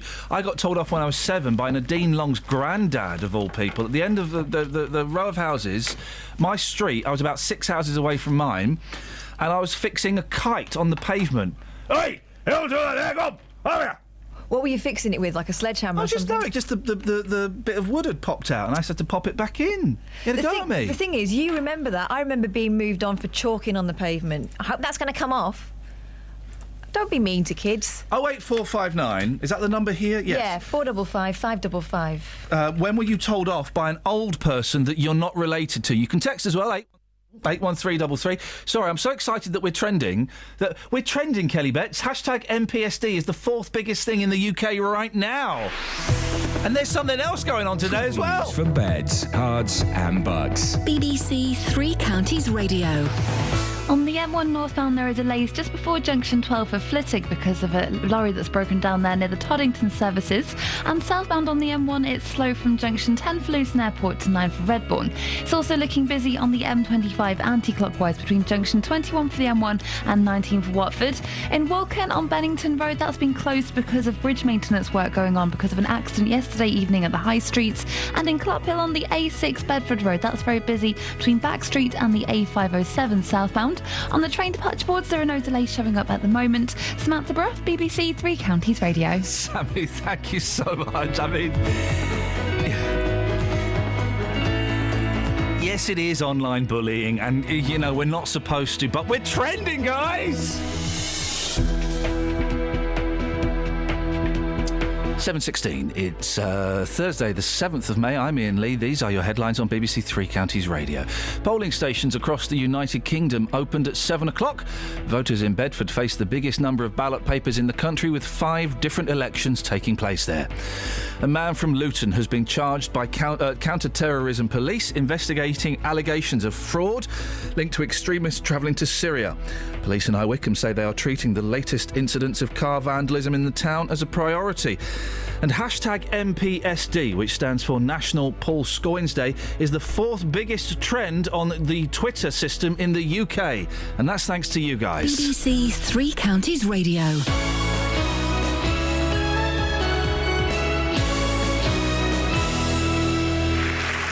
BAFTA goes to the 2015 BAFTA Television Awards on BBC One. He'll be there. Look what's in front of me. A sea of talented nominees. And so will this lot. This is a great honour. Thank you so much. Thank you very much. What an honour. Thank you. This is amazing. I'm glad we came now. The British Academy Television Awards with Graham Norton. I get to host TV's most glamorous night of the year. Sunday night at 8 on BBC One and BBC One HD. Call 08459 455 555. BBC Three Counties Radio. As well as being National Paul Scoins Day, hashtag MPSD, it's also a general election. That's literally all I can say about it. The law of the land is... I can't say anything more about it. So we were kind of scratching our head as to what we were going to talk about today. Well, Barry from House and Regis got in touch and joins me on the line now. Morning, Barry. Morning, Ian. What was your suggestion? Well, my suggestion was that the other thing that's in the papers, lots of people were all talking about the 70th anniversary of the VE Day, and there's lots of us around, people of my age, who... for the first 5 or 6 years of their life, never knew anything except war. We grew up in a war age. Well, you're lucky you didn't grow up in the war age, yes. You're lucky you did grow up in the war age. Well, yeah, I think we were, really, in some... Well, you know, but the point I was trying to make is that we'd been promised what was going to happen when the war was over, yeah. And suddenly it was, and we didn't quite know what to expect. Everything was going to be completely different. And then we all, you know, there was the big celebrations. I can remember actually on VE Day going up into the city centre where I lived, and there were just literally thousands of people walking around. People didn't have to keep the blackout up any longer. The street light, well, not the street lights, because most of those didn't work, but people didn't have to black the houses out. You could see. How old were you on VE Day, Barry? I was 6 3/4. Okay, so you got a pretty good 6 3/4. Fantastic. So you got a pretty good memory of that day then. Pretty good, yeah. What was the atmosphere like? Who did you go into town with? Well, I went in with my father, who I used to keep calling Uncle, and that's another story. And a couple of uncles, I think, were around there, my mother, and possibly Grandma. Yeah. Several members of the family. And it was in Norwich, actually, down in Norfolk. And it was a really fantastic day. I mean, I'd never seen so many people in one place at one time. And you mentioned the blackout, and that's something I hadn't thought about, because, of course, everyone would have... the streets would have been dark in the evening to avoid being bombed. I imagine that night everybody let their lights shine brightly, did they? Well, you could do, yeah. I mean, you didn't have to have blackouts. You could leave your doors open without the water rain chasing you. The shops didn't have to have the blackouts up. Buses could have the lights on inside. Well, it was summer then, but, I mean... all through that time, buses hadn't had their interior lights on, so because they'd shine out through the windows, and things just started to get completely different. You got bombed out of your house, did you, Barry? The house I got in did get damaged by bombs, yeah, and we had to move out for 6 weeks to some relatives in the country until it was sort of put right again, yeah. VE Day is tomorrow, and I know that across BBC Local Radio at 3 o'clock, I think it is, there's going to be a 2-minute silence, and there are some celebrations going on. Do you think enough is being done?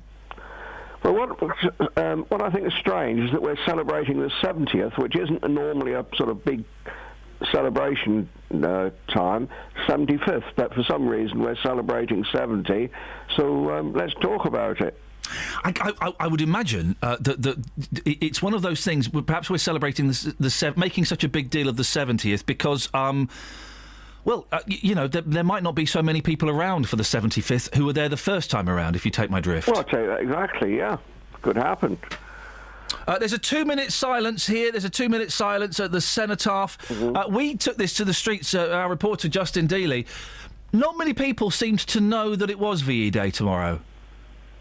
No, they probably don't. No. I mean, it isn't something you put in your calendar like a birthday, but when you get sort of reminded about it, you talk about it. And I mean, I can remember one particular thing, asking my father what would be on the radio in the sort of programme slot, whatever. When the war was over, what would we have to talk about? My God, isn't it? What would you have to talk about? Barry, stay there, because you might want to listen to and have a chat with our next guest. It's Sir Henry Aubrey Fletcher, Lord Lieutenant of Buckinghamshire. Good morning, Sir Henry. Good morning, Ian. What's going to be happening in Buckinghamshire, then? Well, there are really two main events. One you've already mentioned, which is the 2-minute silence at 3 o'clock tomorrow. That's going to take place in Aylesbury, outside the county offices. The chairman of the county council will be there, the mayor of Aylesbury, and anybody who'd like to go along to that is very welcome, right in the market square in Aylesbury. But I think the main event is in the evening, tomorrow evening, which is the lighting of one of nearly 200 beacons all over the country. The Queen will start with the first beacon in Windsor Great Park at 9:30, and then we light our beacon at 9:32 precisely. Why 9:32 precisely? Well, I think the idea of beacons is that they progress out. So I see. The Queen starts, and then they go up the country. Yeah, you don't want to don't light yours before the Queen, Yeah, Sir I must Henry. have jumped the gun. That would be terrible. I guess everybody's invited to come along, are they? When the beacon lighting is up on Coombe Hill, and it's not till quite late, obviously, because beacons in the summer you can't light them till late in the evening, and because of potential health and safety risks, late at night, especially if there's children around, it's thought best to have the beacon not open to the public. But the point about the beacon is you see it from miles around. Yeah. So we're going to do it on Coombe Hill, which is some National Trust property, 852 feet up on Coombe Hill. It's not quite the highest bit, but not far off. Fantastic. It's where the Boer War Memorial is. If you can see that pillar from right across Aylesbury Vale. So from Aylesbury, Haddenham, Princes Risborough, Wendover, you can see it a long way away. And it's going to be in a V shape. It's a gas beacon, so with a gas beacon you can shape the flame, so the flame will show a big V sign up in the air, and the idea is you celebrate at home and you wave at the beacon, so that as long as we light it on time. Let me put this to both of you. With you first, Sir Henry. There will be some people going, oh, for goodness sakes, it was 70 years ago. Why do we need to remember that?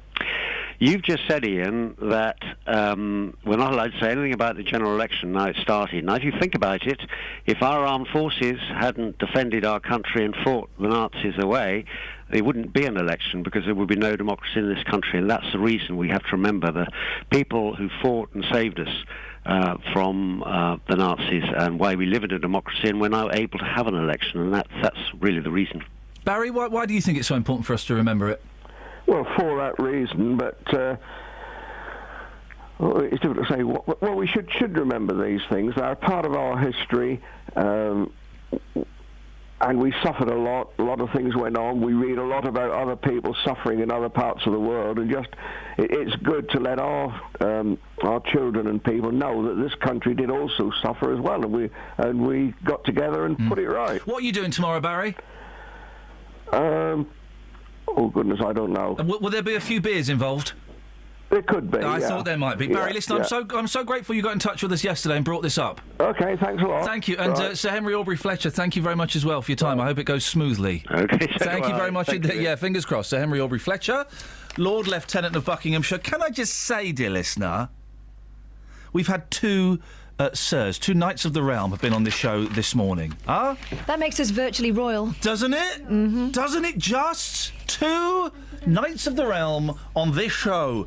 Beat that! Beat that, other BBC low. Beat that, Jonathan Vernon Smith. What are they doing for National Paul Scoins Day? I was very tempted to ask Sir Henry, and I thought perhaps... No, but what are the other programmes doing? They're not getting the royals on, are they? We're getting royals on to celebrate. And by the way, guys, we are actually trending on Twitter. Blimey, look. Every time I go away from Twitter, guys, we're trending just above... It's not right, is it? We're trending just above the Hamburglar. What's he done? And just below video game sitcoms. Okay. So, guys, you know, I mean... That's a happy sandwich. We're just above the Hamburglar. I'm retweeting all of these. Thank you so much. Have we got any texters? Yeah, we have. Helen in Milton Keynes. Love children playing outside unless they decide to rip down bushes and tree branches, which has happened. Also kicking footballs on our wall. I didn't tell the children off. I told the dad off, whose son said, I told you not to do it. Dad picked up the ball, walked away, and later told everyone that I scared him, says Helen in Milton Keynes. Oh, blimey. There you go. Mind you, I did that when I was a kid. I was hitting a tennis ball against someone else's house, but you don't know when you're a child that it makes a noise on the inside of the house. No, but you come out... Well, but didn't Matt Lockwood have problems with it? He was saying the other day... I think you were, Kelly. You were saying the other day that his mother-in-law's or something, some kids were kicking a ball against the wall, and he went out and went mental at them, and they just basically told him to jog on. Well, you would do, wouldn't you? That is like Alan Bennett coming. And now go and play away from the wall. Don't kick your ball against the wall because it's upsetting. It's ruining my cup of tea. It's rattling me saucer. It's getting right on Wick. I'm trying to watch Doctors. I can't hear Doctors because of thud, thud, thud. Go on. I know your parents. Just going back to National Paul Scoins Day, I'd like to do something that I feel is really important. I just want to run it past you both. Okay, first. guys. Should I make a collage of all of the pictures that we're getting sent in? Yeah, mate, please do. Yeah? Please do. That would be so beautiful. You're welcome. So beautiful. I think we're getting more all the time. This is the problem. It's relentless. I mean, I knew this was going to be big. I didn't know it was going to be this big. If you've not got Twitter, I'm really sorry. We're doing what that thing I hate when other radio stations do is we're banging on about Twitter all the time. But actually, if you want to get involved on the phones, give us a ring and tell us how you'll be celebrating National Paul Scoins Day. Yeah, that's what we want to hear. 08459 455 555. And also, have you ever told off kids for playing in your street? If they're effing and jeffing, then I would go out and say, "Hey guys, cut the." I would go out and launch a torrent of like adult swear words that they wouldn't have even heard of yet, and I'd say, right, when you can swear like that, but until then, jog on. I got told off by a kid for my language at Halloween when I opened the door, and I went, oh, flipping heck. Yeah. And the kid, I don't know which one it was, probably one of the Frankensteins, went, language. My mum, when she was 9, told her younger sister, my Aunt Pat, this was on Essex Road in North London. They were swinging on the gate. Got her to shout out. So my mum was 9, Pat would have been 7. To shout out the worst swear word there is, right? And she shouted out at the top of her voice. My granddad Bill came out, gave Pat a wallop round the head. Don't you dare use language. Linda told me to say that. He gave her another wallop, saying Linda would never know words like that. How dare you blame your sister? Butter wouldn't melt, Linda. Butter wouldn't melt. Travel news for beds, cards and bugs. BBC Three Counties Radio. On the M1, it's busy northbound from approaching junction 12 for Flitwick because of a breakdown earlier. It has been cleared, but it's still looking really slow. On the M1 southbound, it's busy from junction 10 for Luton Airport to 9 for Redbourne. And it's also slow on the M25 anti-clockwise from junction 21 for the M1 to 19 for Watford. In Cheshunt, the A10 is busy southbound from the New River Trading Estate towards the M25. And in Walken on Bennington Road, that's closed between Walken Road and the High Street for bridge maintenance work after an accident yesterday evening. On the A1 southbound, it's busy approaching the Black Cat roundabout. And on the train departure boards, there are no delays showing up at the moment. Samantha Bruff, BBC Three Counties Radio. Across beds, hearts and bugs. This is BBC Three Counties Radio.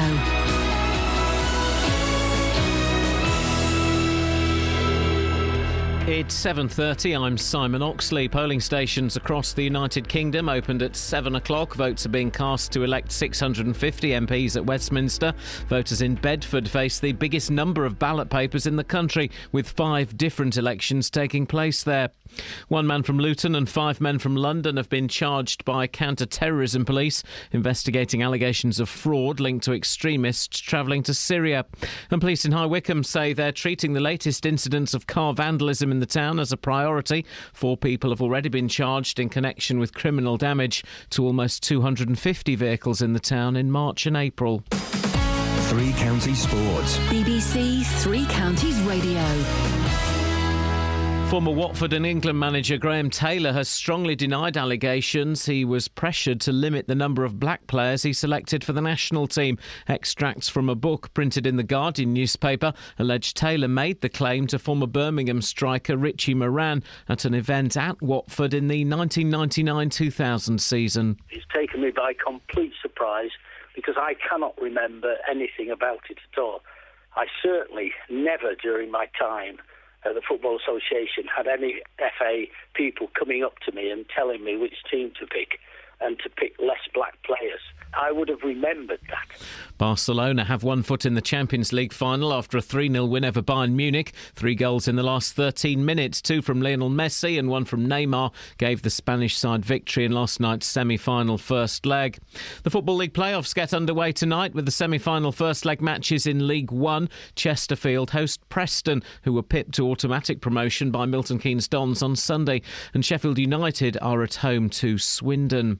Britain's Amir Khan says he could fight Floyd Mayweather in September. Mayweather took his unbeaten record to 48 fights with a one-sided points victory over Manny Pacquiao at the weekend and is expected to make his next fight his last. Khan had previously suggested the timing of Ramadan would rule him out. I'm not ruled out because it is possible I could fight in September, because he normally fights mid-September, and also Ramadan is going to be a little bit earlier this year, so obviously it gives me enough time to get the training done and everything, so it can happen in September. And in tennis, Andy Murray beat Philip Kohlschreiber in 3 sets at the Madrid Open, but Roger Federer is out after losing to the young Australian Nick Kyrgios. BBC Three Counties News and Sports. The next full bulletin is at 8.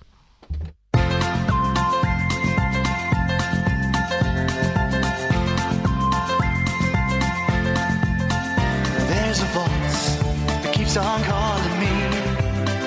Down the road, it's where I'll always be. Every stop I make a new friend. Can't stay for long, just turn around and I'm gone again. Maybe tomorrow I'll wanna settle down. Until tomorrow I'll just keep moving on. Down this road that never seems to end. When new adventure lies just around the bend. So if you wanna join me for a while, just grab your hat, come travel light, that's hobo style. Maybe tomorrow I'll wanna settle down. Until tomorrow, the whole world is my home. So if you wanna join me for a while,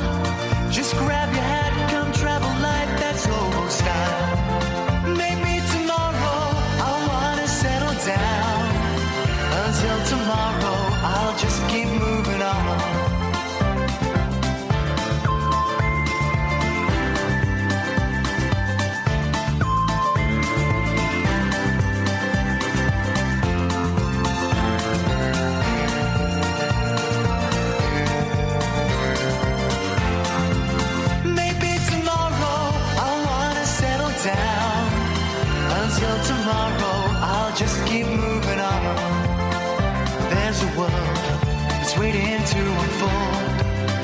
A brand new tale no one has ever told. We've journeyed far, but you know it won't be long. We're almost there and we've paid our fare with a hobo song. Maybe tomorrow I'll wanna settle down. Until tomorrow I'll just keep moving on. So if you wanna join me for a while, just grab your hat, come travel light, that's hobo style. Maybe tomorrow I'll find what I call home. Until tomorrow, you know I'm free to roll. Call 08459 455 555. BBC Three Counties Radio. You having fun? I've just seen the kid with Battle Cat. Yeah. So good. Hashtag MPSD. If you want to get involved with National Paul Scoins Day and you don't have Twitter, give us a ring and tell us how you'll be celebrating the day that he would have loved to have seen. 08459 455 555. Have we got any texts before I Let's crack have a on? look, We've been let's talking have a about telling kids off playing out in the street. Ever been told off by the people that aren't related to you? It's very shaming, isn't it, when you get told off as your kid, even as an adult. By a non-family member. Yeah, it's... Still remember it, and it still makes my heart sink a little bit. So just be careful how you treat children, that's all I would say, that aren't your own especially. Hey, all right, mate. But look after yours as well, just as much. We know that's a bit more. We know your attitude. It's people. Let's talk to each other. Let's talk to each other nice, though. Talk to each other nice, though, isn't it? Helen in Milton Keynes says she's going to be celebrating National Paul Scoins Day by wearing an ancient pair of NHS glasses. Must remember to take them off before I go downstairs. An accident may occur. Paul Scoins will be joining us later on in the show. Yeah, in about 20 minutes' time, if GMTV don't get in first. Now, I have never understood, we've mentioned this on the show before, the fascination with the Cray twins. And you'll still get people who look up to, well, things are better when the Cray... No, they weren't. They were going around stabbing people and slitting people's throats. They were horrible. My nan, I think, was at a funeral that one of the Crays was at. You know, it's... this weird thing, and this is actually quite a good headline. Ronnie and Regis, instead of memorabilia, memorabilia. Well, that's about right. They may have only hurt their own kind. But they didn't, did they? But with this array of weapons, Ronnie and Reggie Cray certainly knew how to inflict pain. And it's basically their weapons. Where is this from? The items, including, this is how nice these guys were, knives, guns, a crossbow, a knuckle duster, have been photographed for the first time by snapper Peter Daisley. They're from the... Oh, blimey. They're from the private collection of Andy Jones, who owns a small crime museum in the Forest of Dean. He said, I used to visit Reggie in prison. We become friends, and these were gifts from him and family. Gosh. Peter added, these really are the personal effects of the twins. Among them is a letter from their mum telling a friend her sons are the kindest people.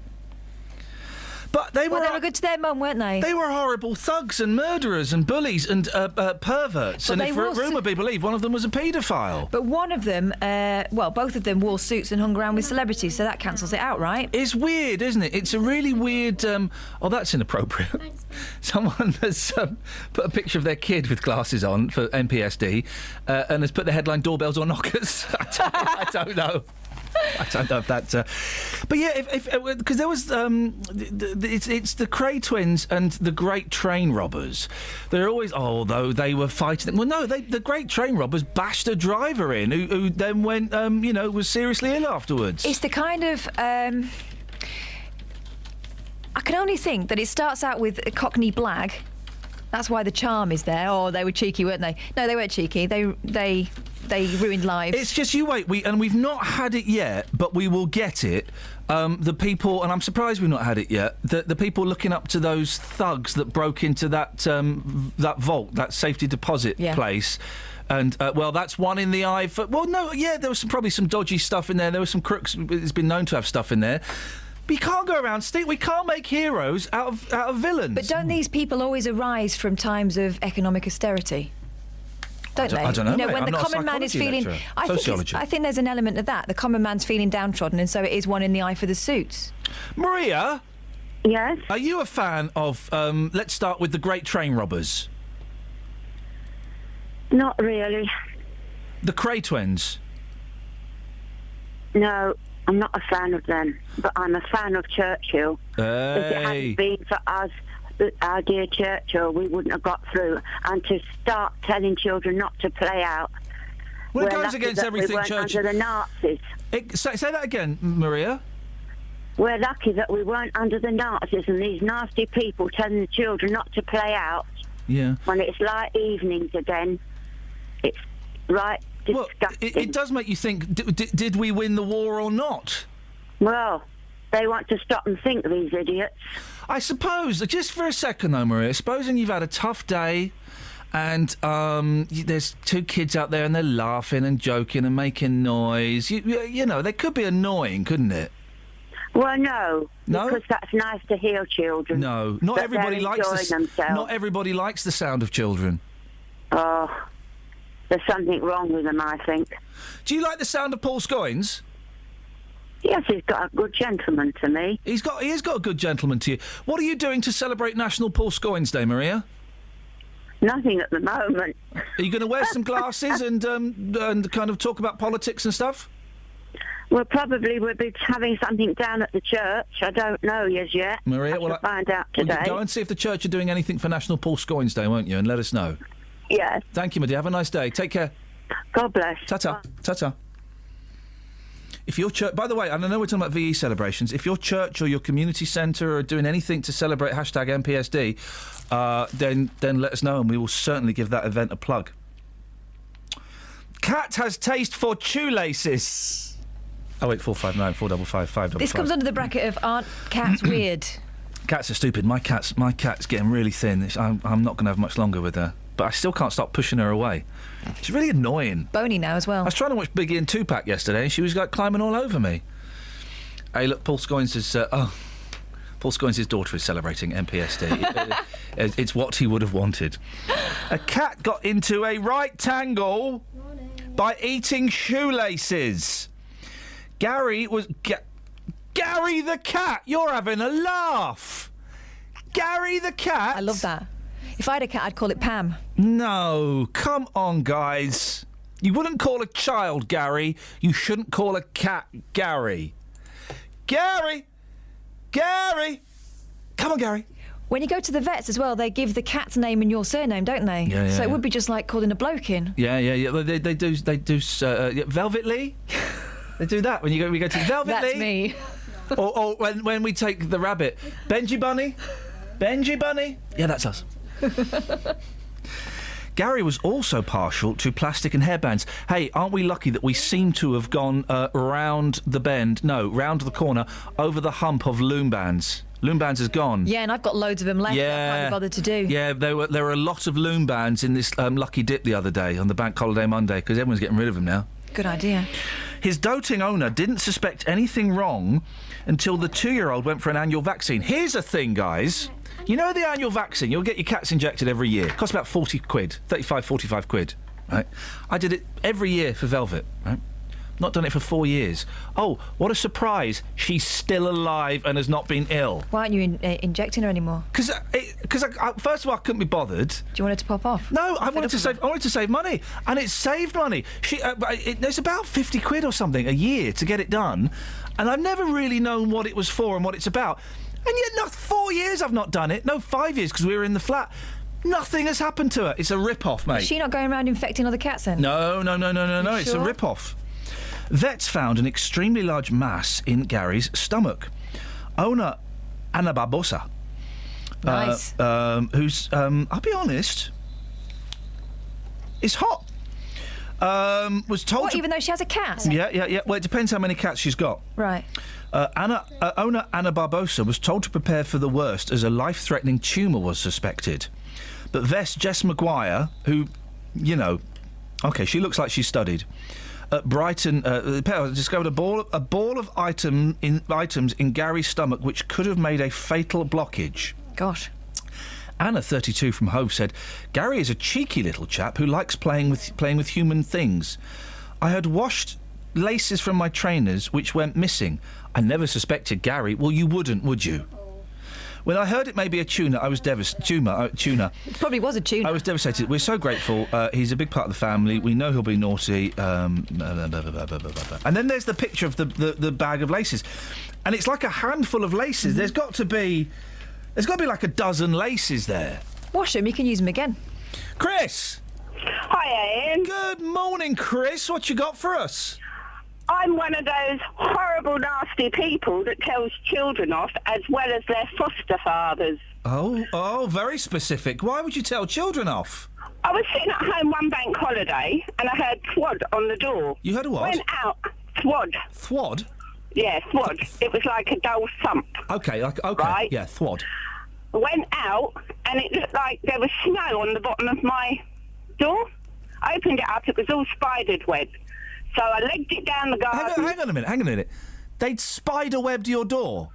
They'd thrown a brick at it and all the safety glass spider-webbed. Oh, the glass shattered? Yeah. I thought they'd thrown spider webs at your door. No, it was a brick. Yeah. Right? So I legged it up the road, saw them running up there and I went, "You lot, stop now!" And they froze. Yeah. They froze. So I went, "Who threw the brick at my door?" Yes. And two of them pointed at each other. So I said, "Right, my house now." Marched them back down, sat them on the wall outside my house, phoned the police, right, because I didn't know who they were and I didn't want to take them in case someone said I did something to them. Yes. Then this little girl came down and she said, one of their grandmothers or mother wanted them home. I said, well, go and tell their grandmother or mother to come and get them. Oh, right? blimey, Chris, you kidnap kids. Yeah, all the time. You can't kidnap kids. I didn't take them in. They were still outside. You just didn't give them permission to go home. No, I didn't. And then this big man, about 6'2" and about 15 stone, comes bouncing on my garden going, "What's the problem here then?" Yes. Right? Yes. So I went, "That," and pointed at my front door. Yeah. Right? And he went, "Oh, you didn't do that, did you?" He says to the young lad. He went, "No." So the other one said, "I didn't do it." Well, then this other man came down who was the other fella's foster father, because they were both foster children. I didn't know that. And he says, "Oh, what's he done? What's the problem?" Yeah. So I said that. He said, "Right, fine." He goes, "Get it done. I'll pay for it." There you go, sorted. So, hang on. So I said, hang on. What do you mean? Hang on. I've got. Hang on a minute. Can you tell? Hang on to Sammy on the travel. "Hang on, Sammy." Okay. Hang on, Sammy.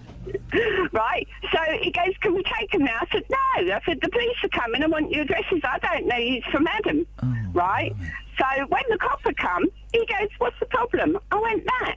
Right. But I had let the boys go because the fathers had given me the names and addresses. Right. And he went, "Well, it's only a broken window." I went, "What?" He goes, Hang on. Can you tell? Right. So you told Sammy to hang on. Can you tell Elizabeth on the webs to hang on as well? "Liz, wait a minute, please." Right. Okay. Blimey. So then he goes, "It's only a broken window." Yeah. And I thought, "You cheeky git." So I said, "Oh, well, if it's only a broken window, you don't mind paying for it then." Oh, blimey. Chris, I finish at 9 o'clock, mate. Yeah, he went up and told the foster father he didn't have to pay because he's not his own child. Great story, well told, thanks. Blimey. Travel news for beds, cards and bugs. BBC Three Counties Radio. On the M25, they're accused anti-clockwise because the lorry's broken down just before junction 20 for Kings Langley, so two lanes have been closed. It's queuing from junction 21A for St Albans. It's easing off though on the M1 northbound, but just before junction 12 for Flitwick, a lorry broke down there earlier, so it's moving again now after that's been removed. On the A1 southbound, it's slow from the St Neots junction towards the Black Cat roundabouts, and also in Beaconsfield, the Amersham Road is busy between Longbottom Lane and the A40 London Road. Looking at the train departure boards, there are no delays at the moment. Samantha Bruff, BBC Three Counties Radio. Thank you very much, Sammy. Thank you for waiting. 7:48, blimey, it's Thursday the 7th of May. I'm Iain Lee. These are your headlines on BBC Three Counties Radio. Polling stations across the United Kingdom opened at 7 o'clock this morning. Voters in Bedford face the biggest number of ballot papers in the country, with 5 different elections taking place there. A man from Luton has been charged by counter-terrorism police investigating allegations of fraud linked to extremists travelling to Syria. And police in High Wycombe say they are treating the latest incidents of car vandalism in the town as a priority. Don't forget, guys, of course, it's National Paul Scoins Day. If you want to tell us about an event that's happening in your area, then send us a text, 81333, start your text 3CR, or give us a call, 08459 455 555. Let's get the weather. Here's Elizabeth. Beds, Hearts and Bucks weather. BBC Three Counties Radio. Hi, thank you, Iain. Good morning. It's going to be a much calmer day today than it was over the last couple of days or so. The winds have eased down and there won't be quite so many showers around either, but there will be a few showers, I think, through the middle part of the day. They're going to creep in from the west along with an area of clouds, so do watch out for them. Take your brolly with you wherever you're going because you may just catch one, but they'll tend to be a bit lighter, fewer and further between than we saw yesterday, and they'll probably have died out by the time we get to the late afternoon at least. But it's a lovely bright start for the most part. Mostly dry through the course of the morning. Watch out for those showers a bit later on, and a mostly dry end to the day as well. Lots of bright weather out there, some good spells of sunshine, and it'll feel warmer because the winds are lighter as well. So we're looking at top temperatures today up to around 16, maybe even 17 Celsius, 63 in Fahrenheit. Now, as we head through into this evening and overnight, then it will turn quite cloudy. We might just get a few spots of rain, particularly over the tops of the Chilterns as we head into tomorrow morning. Overnight lows of around 9 or 10 degrees, so not too chilly.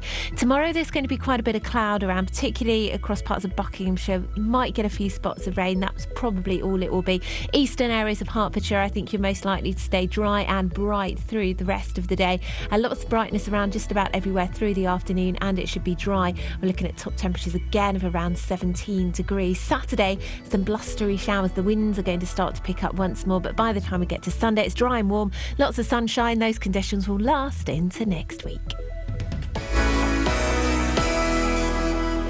Every weekday morning. Coming up at 9 on the Big Phone In this morning, is it a good idea to make jobless teenagers work for their benefits? How would you like this country to stand up to President Putin? Are you surprised to see British people being blatantly racist? The JVS Show. I think we've got to get over this issue about racism doesn't exist. It has existed. It will probably carry on existing. What I wanted to say is they've got this completely the wrong way around. You know, that is also true. That is also true. You will always get some, but they are such a minority. I think the man's a buffoon. Get him up, get him out of bed, give him a sense of purpose. The JVS Show. Do you think we have got to, as a country, start taking this issue more seriously? Every weekday morning on BBC Three Counties Radio. Call 08459 455 555. BBC Three Counties Radio. It's been running for over 25 years, but I would say in the last 3 or 4 years, it's really started to take off and become an international phenomenon. Of course, we're talking about National Paul Scoins Day, hashtag NPSD if you're celebrating it online. And if you do go to Twitter and click on that hashtag, I mean, look at all the people taking part. Watco, Charlotte, Carpet Martin, Teaspoon Riverneck, Mitch Coker, Ian Steele, all of these people are taking part. There's a few rude ones. You kind of expect that. It's the internet, and it's all a little bit of fun. There's Scott Balcony has even designed the National Paul Scoins Day logo and is doing a T-shirt giveaway as well. Well, we're very pleased to say that we can speak to the man himself. Ladies and gentlemen, Paul Scoins. Good morning, Paul. Morning, Ian. Happy National Paul Scoins Day. And happy National Paul Scoins Day to you too, mate. Just take us back a little bit. For those people who aren't aware of the history of National Paul Scoins Day, when did it all begin? Well, it started really back in the late 70s, is when it was this when you went sledging on Christmas Day? Yeah, it was, mate. Okay. Happened shortly after that, actually, probably a month or two after that. Yeah. In February, and it was just a thing that started off in a local community centre. Yep. And it sort of snowballed quite literally at that point. Well, not literally, as we know, there was no. So, Carl is visiting a local community centre this morning to celebrate. He's saying, and it really has become a phenomenon. What do you do on National Paul Scoins Day? What are you doing today, Paul? Well, usually, on the day, I do something sensible. Just something without risk. OK, well, that makes sense. Justin Daly joins us. Morning, Justin. Morning, boss. Happy National Paul Scoins Day. And to you, very, very special day. It's amazing, actually, on the streets this morning. Yes, the sun's out, so people are smiling anyway, but not only are they smiling, but lots of people today who I see on a regular basis not wearing glasses, today they are wearing those glasses, celebrating Mr. Paul Scoins. That's all you need to do. Wear a pair of glasses, ideally ones that don't belong to you. If you haven't got glasses, you can draw them on with marker pen, Absolutely, of course. yes. Paul, are you aware of any events happening today to celebrate this? Any community centres or street parties or stuff? I hear that there's an organised walk in Prince's Risborough. Yep. Okay. Well, that sounds great. I won't be attending. No. But, well, it would be weird, wouldn't it, if you were there? It would be. It would be. Justin, you've taken this to the streets, mate. I have, and Paul, not only are you popular in this part of the world, but you're popular right the way across the world, OK? Wow, you are a global superstar to many, many people. I've been on the streets this morning asking people what you mean to them, but also how will they be celebrating National Paul Scoins Day. Some lovely voices, some lovely stories. Here's what the streets had to say. Madam, I see you're wearing your glasses. You're celebrating already National Paul Scoins Day. Absolutely. Fantastic. Love him. Absolutely adore him. Dressed my kids up for the occasion. Bought special outfits. Definitely celebrate today. It's got to be done. Mini Paul Scoins. So the kids going to school today, well, the school's going to be celebrating as well. So it's not just people on the streets, it's schools as well. Oh, everywhere. It's a national day. Yeah. It's absolutely a national day. When I go to work, everyone knows what I'm coming as. They will be in the same sort of get-up, definitely. What would you say to anybody who is going into work today and they're not wearing glasses? They haven't got a Paul Scoins suit on. They're not talking in a posh voice. They're not celebrating. What would you say to those people? Embrace it. Celebrate. Do it. It's got to be done. It's National Day for him today. Do it. He's a hero. Come on. Paul Scoins Day. Do it. Well, it's a special day for us, sir, but also a very special day for people like you. You're such a massive fan. You're a super fan of Mr. Scoins, and I suppose, yes, it's a celebration, but we should also be very grateful, very thankful that we've got a person such as Paul in our world. Of course, I do say thank you every morning. It really means that much to you? Yeah, that's what so much to me. That's going to mean so much to him. Thank you so much, sir. Enjoy the day. All right, then. Thank you. Love you from China, and Paul Scoins has got a big following over in China as well, which is great. You're going to be celebrating today, aren't you? Yes. How are you going to be celebrating? I call my friend and have a talk about Paul. Yes. See, Paul, even a Chinese fella's going to call his friend and have a talk about you. That's how much you mean to people. Oh, that's lovely. It's a lovely thing. It's really lovely. Genuinely. Oh, Justin, that really is one of your best things you've ever done, Justin. It was easy as well. You just literally went up to people. It's National Paul Scoins Day, and straight away make a phone call. Stay there, Justin. In China. Scoins, stay there. Laura, you're through to Paul Scoins on National Paul Scoins Day. Happy National Paul Scoins Day, by the way, Laura. What would you like to say? National Paul Scoins Day. I was so excited yesterday. I was totally in awe because I met him yesterday. I was so excited. What was it like, Laura, meeting one of your heroes? Can I tell you the story? Yeah, why not? Because I ring this radio station, I was given Radio 5 Live's number, for them to interview me because I'm in Bedford. Oh. So I went into Bedford town yesterday to speak to them because obviously Bedford's, is in the news at the moment, and he was sitting there as well for obvious reasons, and all I was thinking was, it's Paul Scoins. And at the end of it, I said to, and I thought, oh my gosh, you look nothing like I expected you to look. That's what I was thinking. I didn't expect him to look like he does. I thought he'd be more like, the man that stands outside number 10 and does with the big geeky glasses. I thought he'd look more like that. He has got the glasses, but hasn't got the bald head and the. Well, still quite geeky though. Sorry, it's still quite geeky though. It's geek chic. Oh. Geek chic. That's all the rage now. Well, it was a pleasure. It was a pleasure to meet you. Thank you for coming. I'm more interested in meeting you than being on Radio 5 Live. I came home and told my husband that first. What will you be doing today to celebrate? Oh, like, my goodness. Well, my husband, actually, he's been trying on glasses. This is not... And he has been looking at Geek Chic. But he's undecided because he's got a bald head and he thinks he looks more like Harry Hill. So he's like... he's not sure if thick-rimmed glasses are what he should be wearing. So we're a bit undecided about that. I never used to wear thick rimmed glasses, and I'm now rimmed up. You've got to embrace it, haven't you? You've got to embrace it, Laura. It's so good to talk to you, and I'm so glad you got to meet one of your heroes. Oh, it's been a pleasure. Have a great National Paul Scoins Day, Laura. And you. And Paul, you're trending. You're the fourth biggest thing in the UK at the moment. Did you ever think that would happen? God. I never thought that would happen. You know, on tonight's does this mean that the Mail will investigate me now? Yeah, I think so. You know that on tonight's broadcast, I won't be able to take a word you say seriously. What will change? Nothing. Happy National Paul Scoins Day, mate. Take care. Ta-ta. Thank you very much. Travel news for beds, cards and bugs. BBC Three Counties Radio.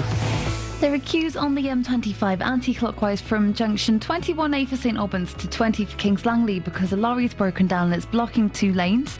On the M25 anti-clockwise as well, it's slow between junction 17 for Maple Cross and 16 for the M40, and it's still very busy on the M1 southbound between the Luton Airport Spur Road and Redbourne. In Beaconsfield, Amersham Road is slow southbound from Longbottom Lane to the A40 at London Road, and on the A40 in High Wycombe, it's looking busy in both directions. Samantha Bruff, BBC Three Counties Radio. Thank you, Sammy. Well, that really has. That's maybe. Oh, guys, what a great day. Happy National Paul Scoins Day to everybody. Local and vocal across beds, hearts and bucks. This is BBC Three Counties Radio.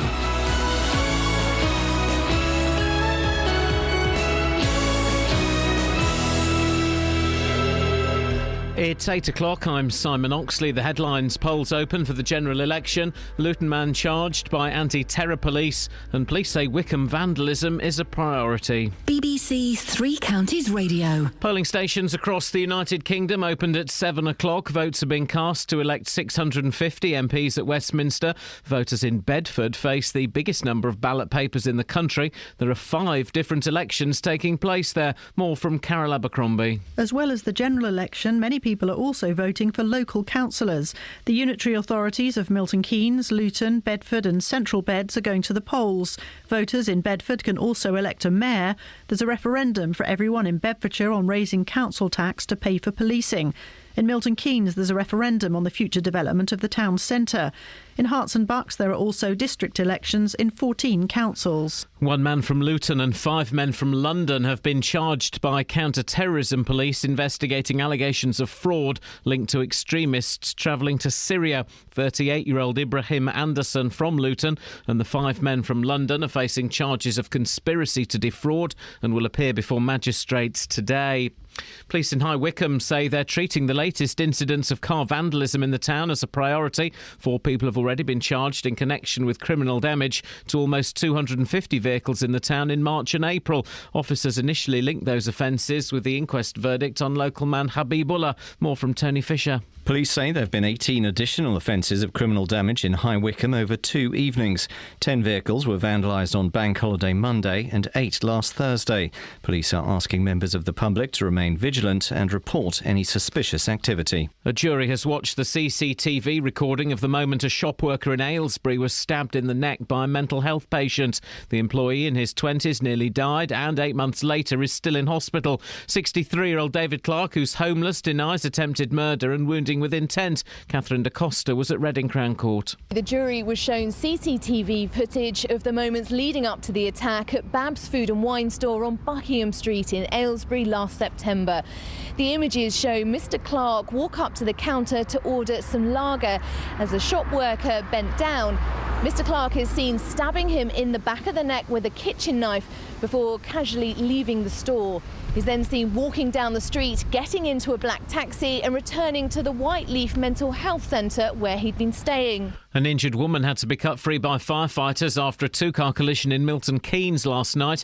An injured man was released before crews arrived. It happened just before 8:30 at the Knoll Hill roundabout at the junction of the H5 Childs Way and the V4 Watling Street.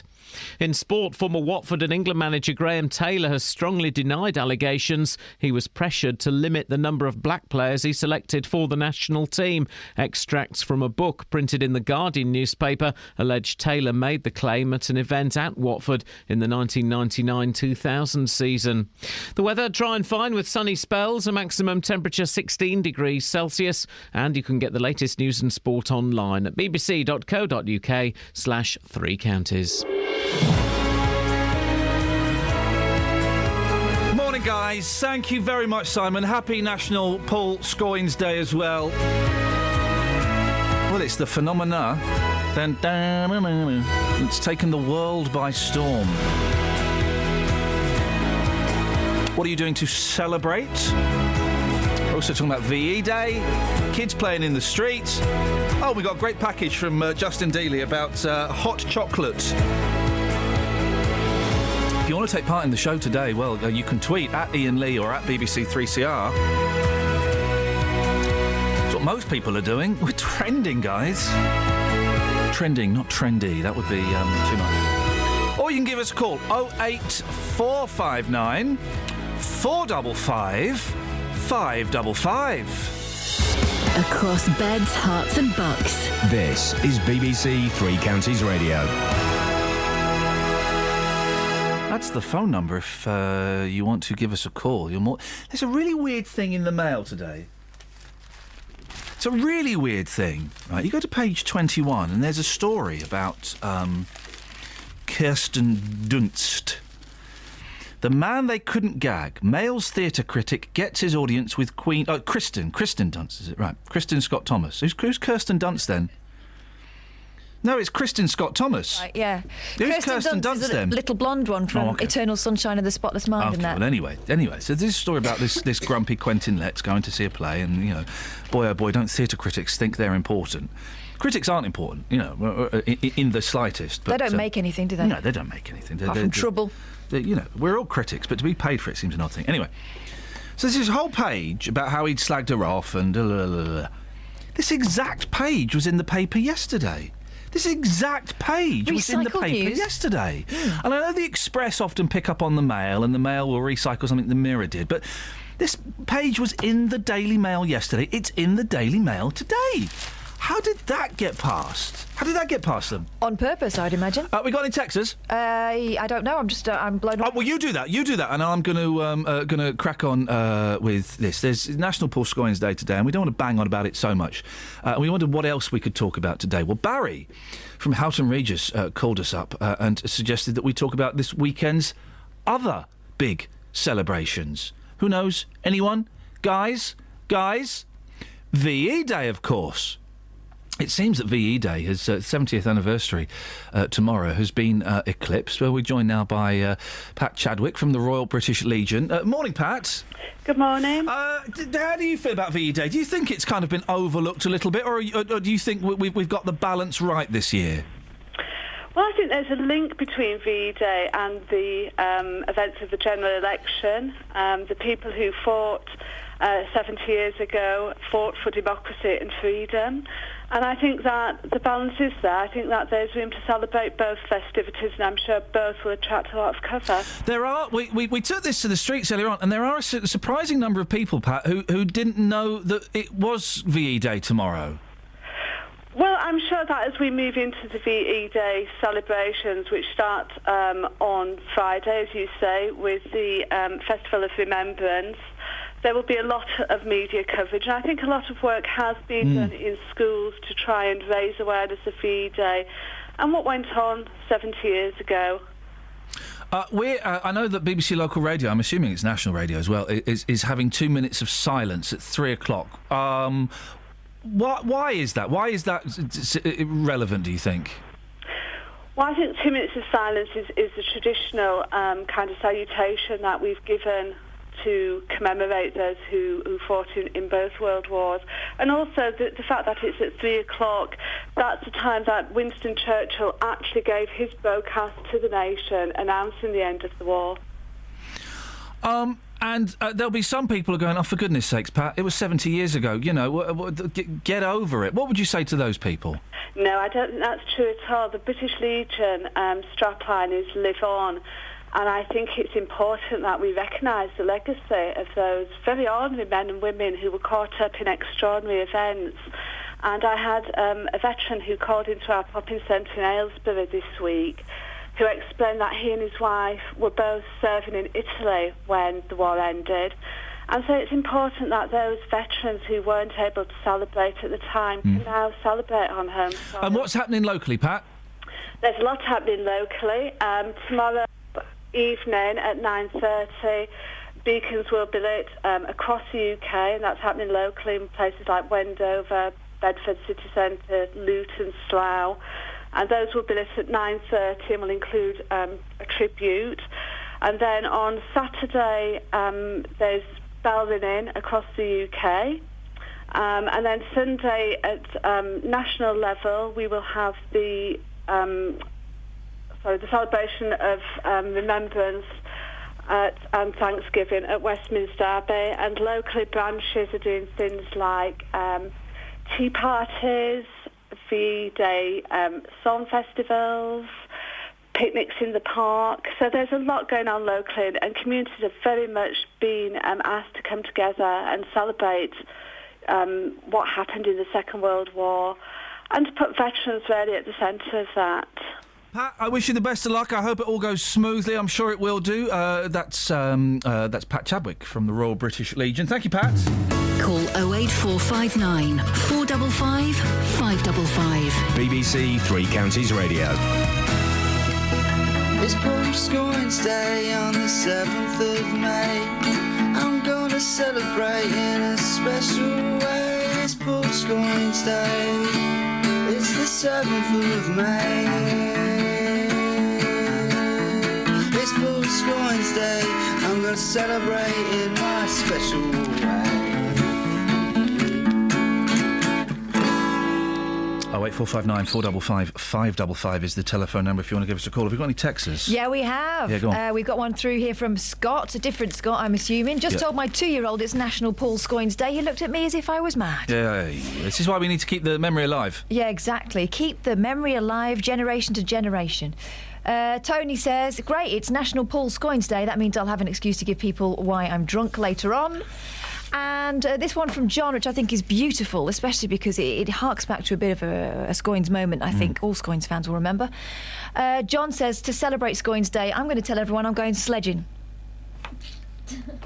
Well, if you know, yes. Picture. Yeah, sledging. There's a picture of a dog. By the way, guys, if you live in London, Southend, Clacton or Margate, it's been nice knowing you, but you're probably all going to die. Oh. Yeah. When? Tomorrow morning. For what? What do you mean for what? What are they going to die for? They're going to die because, the headline here is, Ruski spaceship to crash over London. Oh. A Russian spaceship's going to crash into London. Those Russians. I know, they're crazy. Out of the sky, you lot. They're going to... it's exclusive by Paul Sutherland, who's billed here as the Sun Spaceman. They've got a spaceman now. A doomed 7-ton Russian spacecraft will crash to Earth near London tomorrow morning, experts warned. They warned last night. They must have known about this ages ago. The Progress 59 cargo ship carrying International Space Station supplies, that'd be like space ice cream, which is just powder, span out of control just after launch from Kazakhstan on April the 28th. Oh. US scientists believe the unmanned ship will nosedive back to Earth at 8:59 tomorrow, so just before the end of this show. I think we're far enough away that we won't be included in the blast radius. And we're in a bunker. Yeah. Another reason why we shouldn't be moving. That and the threat of physical violence. The crash location is predicted to be where the Thames estuary meets the North Sea between Margate, Kent and Clacton. The European Space Agency says the heavy docking mechanism... the heavy dock, blimey. I don't envy those guys. And the tanks and thrusters could survive re-entry. No one on the ground has ever been killed or injured by a satellite re-entry. I add the word yet.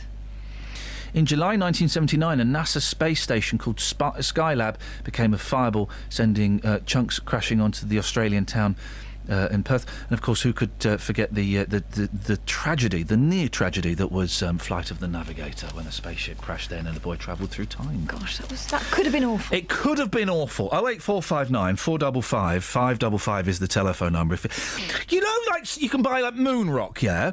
You can buy moon rock. If you go on eBay now, he says, thinking, you can buy moon rock. Go onto eBay now, Catherine. You can buy all sorts on eBay. But they've got moon rock on at the Natural Science Museum. No, the Science Museum. Yeah. And I think you can buy moon rock on eBay and various other internet sites, right? Let me have a look. Well, where does all that moon rock come from? Don't say the moon!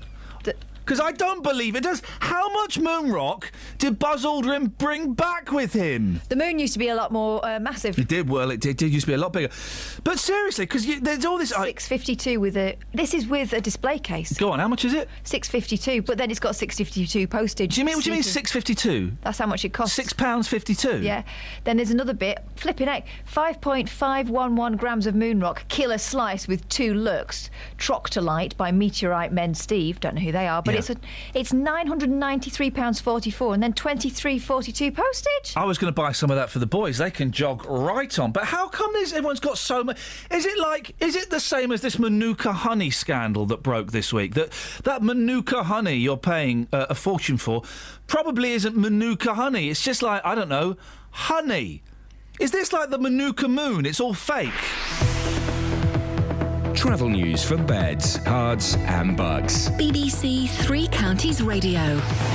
In Milton Keynes, it's reported that the A421 standing way is partially blocked by an accident in both directions between the M1 junction 13 for Milton Keynes South and the Kingston roundabout, which is causing delays through where the roadworks are as well because of an accident near to the bridge. On the M1 southbound, it's very slow from junction 10 for Luton Airport to 9 for Redbourne. And looking at the M25, there are queues anti-clockwise between junction 21A for St Albans and 20 for Kings Langley because of a lorry that's broken down and blocked 2 lanes. On the train departure boards, there are no major delays at the moment. Samantha Bruff, BBC Three Counties Radio. Thank you very much. It is 8:15. It's Thursday, the 7th of May. I'm Iain Lee. These are your headlines on BBC Three Counties Radio. Polling stations across the United Kingdom opened at 7 o'clock. Voters in Bedford face the biggest number of ballot papers in the country, with 5 different elections taking place. A man from Luton has been charged by counter-terrorism police investigating allegations of fraud linked to extremists travelling to Syria. And experts are warning the internet may freeze today as the amount of traffic celebrating National Paul Scoins Day reaches a world record level. BBC Three Counties Radio.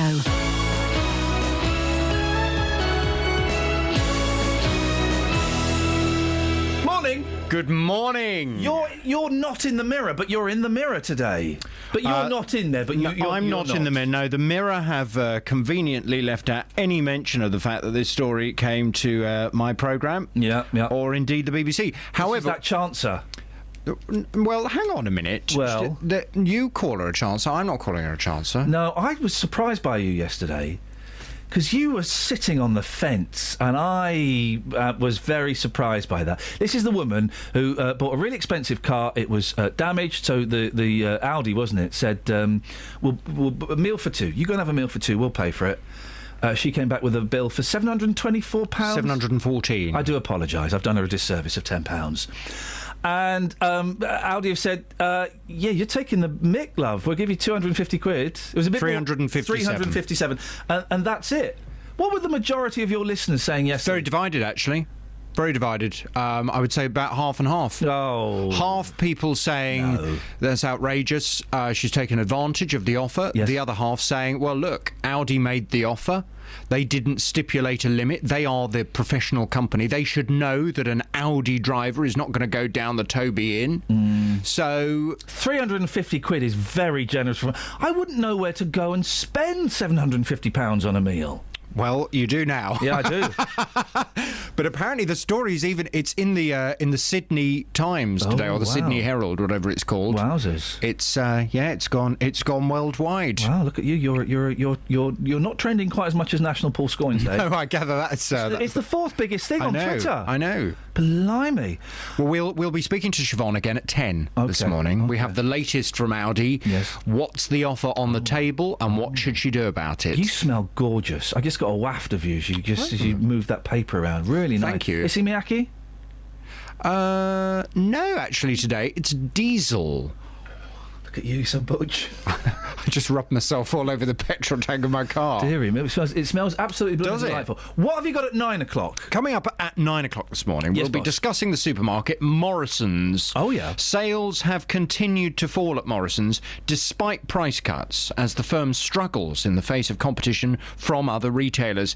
Morrison's is still Britain's fourth largest supermarket chain, but excluding petrol and diesel, like-for-like sales in the last 3 months alone fell by nearly 3%. Well, the new boss, David Potts, says profits in the second half of 2016 are expected to be better than the first. However, with the likes of Aldi and Lidl cornering the discount market, the fight for your well-earned cash may not be that easy. Well, from 9 this morning, I want to hear from you. What could Morrison's do to make you shop there? Have you got a Morrison's near you? No.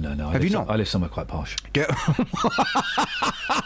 I do. What are you suggesting? I think you know what I'm suggesting. Come on, we're speaking the same. Stop. Get rid of your radio persona. Let me speak to the real Jonathan Vernon Smith. You know exactly what I'm suggesting. Look, I lived in St Albans for 12 years. St Albans, very nice, posh place. Yeah, actually. Yeah. They have a Morrison's, you know. I used to do my shopping in Morrison's. Such a shame. We live near a Waitrose and a Sainsbury's. And a Tesco's. We live closer to a Tesco's, actually. But a big one. Really good one. Why are you turning your nose up at Morrison's? Do you think Morrison's cheap and nasty, then? I wouldn't choose to go into a Morrison's. Why not? It's funny, isn't it? You get your... this is the crux of this discussion we're having at 9. I always choose whichever is nearest to me. We happen to live nearest to a big Tesco. But if I had a choice between a Tesco and a Morrison's or a Waitrose and a Morrison's, I wouldn't go to Morrison's. But why not? In my head, I make up it's a little bit down market. Oh. Well, you're a snob. Because, actually... kettle? No, I'll tell you... No, I shopped in Morrison's all the time when I lived in St Albans, and their meat, fantastic. Yeah. You're giving me a look as if you don't believe... It's true. I bought sandwiches in Morrison's if I'm really hungry, yeah. But you see, the problem is, I think what Morrison's have done is they've tried to cater too much to people like you see, because what they've done... How have you turned me into the snob and you into speaking for the common man? Flippin' heck! Because what they tried to do, they got all their vegetables in the Market Street bit, and what they did is they pumped steam over it. I hate all So when you walk in, you know, they did that for the Waitrose customers, so they'd walk in and say, "Oh, look, darling, there's couscous with steam over it." No. And then you walk round the next aisle and it's 15 bags of deep fried chips for 10p. I think the problem with Morrison's, I'm being a little bit flippant when I said it's kind of a nothing supermarket. I know what Tesco's is, I know what Waitrose is, I think I know what Sainsbury's is, I certainly know what Marks and Spencer's is. I don't really know what I know what Lidl and Aldi are. I don't know what Morrison's is. It's a bit nothingy. Well, from 9 this morning, I'd love your reaction. What could Morrison's do to make you shop there? 08459 455 555. We'll debate that from 9. The playoffs. They're the last chance to gain promotion. You know, for a tough couple of legs, but if we can get through them, everyone knows what's waiting then. And for Stevenage and Wickham, it can't come soon enough. Wickham start our League 2 playoff coverage on Saturday, away to Plymouth. Goal! Wickham have got the winner here at Sixfield. Alfie Mawson. Followed on Sunday by Stevenage at home to Southend. The shot will come in, and Dean Parrott makes the point save. You can hear both games live this weekend with Three Counties Sports. The League 2 playoff semi-finals this weekend on BBC Three Counties Radio. I just had a genuine sweary row with JVS as he left. Just had a proper... And I used a very rude word on him as he left. You are such a... Yeah, I did. He was being one, huh? He deserved it. I know why you've got beef with Morrison's. Why? Northern.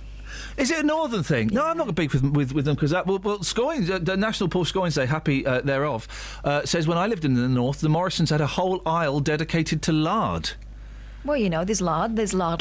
There's lard. There's lard for your chips. We got any texters? Yeah. 08459 455 555 if you want to call up. But by the way, let me just quickly throw this out there. If you've ever been told off by someone who isn't your parents, or if you've told kids off in the street.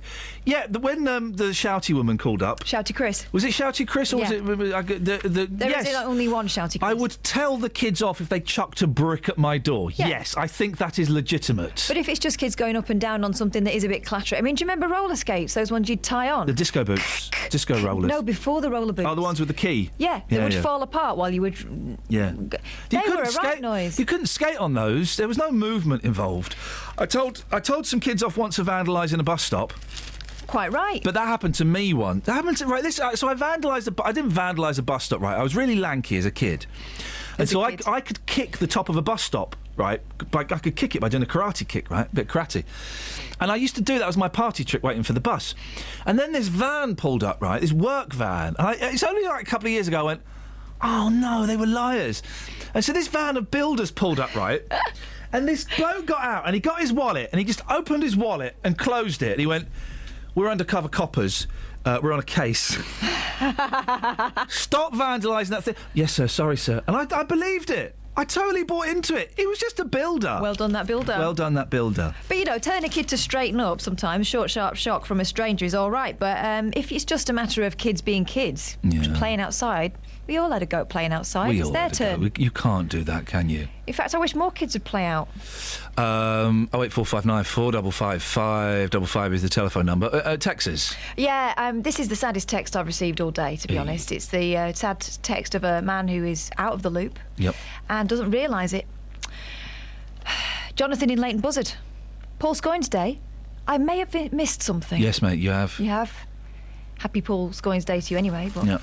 And Horace from Hemel says, cast not your pearls before scoins. I had a terrifying... You know I don't believe in predictions and things like that, but maybe children are more attuned to the vibrations of the universe than perhaps we are. Or maybe they're nuts. Well, the Golden Child, I mean, based on a true story. And my little boys were having a bath last night, and the youngest... I was going to bed, and the youngest said, Daddy, I've got something I want to whisper in your ear. It's weird, right? It's like noise and mayhem. I went, I can't really be... Daddy, I have to whisper this in your ear. It's important. What's a 3-year-old going to say that's important, right? I went, all right.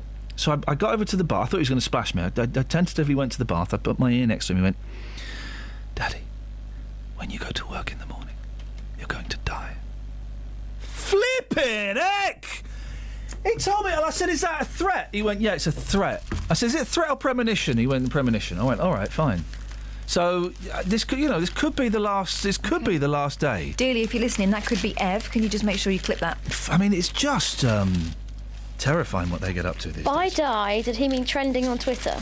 I think he meant die, mate. Oh. Well, that's just reminded me that my youngest nephew, who is 1, told me to die the other day.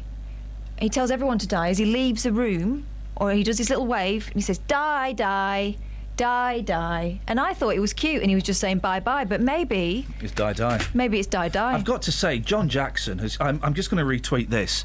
This is the best-looking Paul Scoins tribute act I've ever seen in my life. Oh, let me have a look at that. You are smoking apostrophe hot.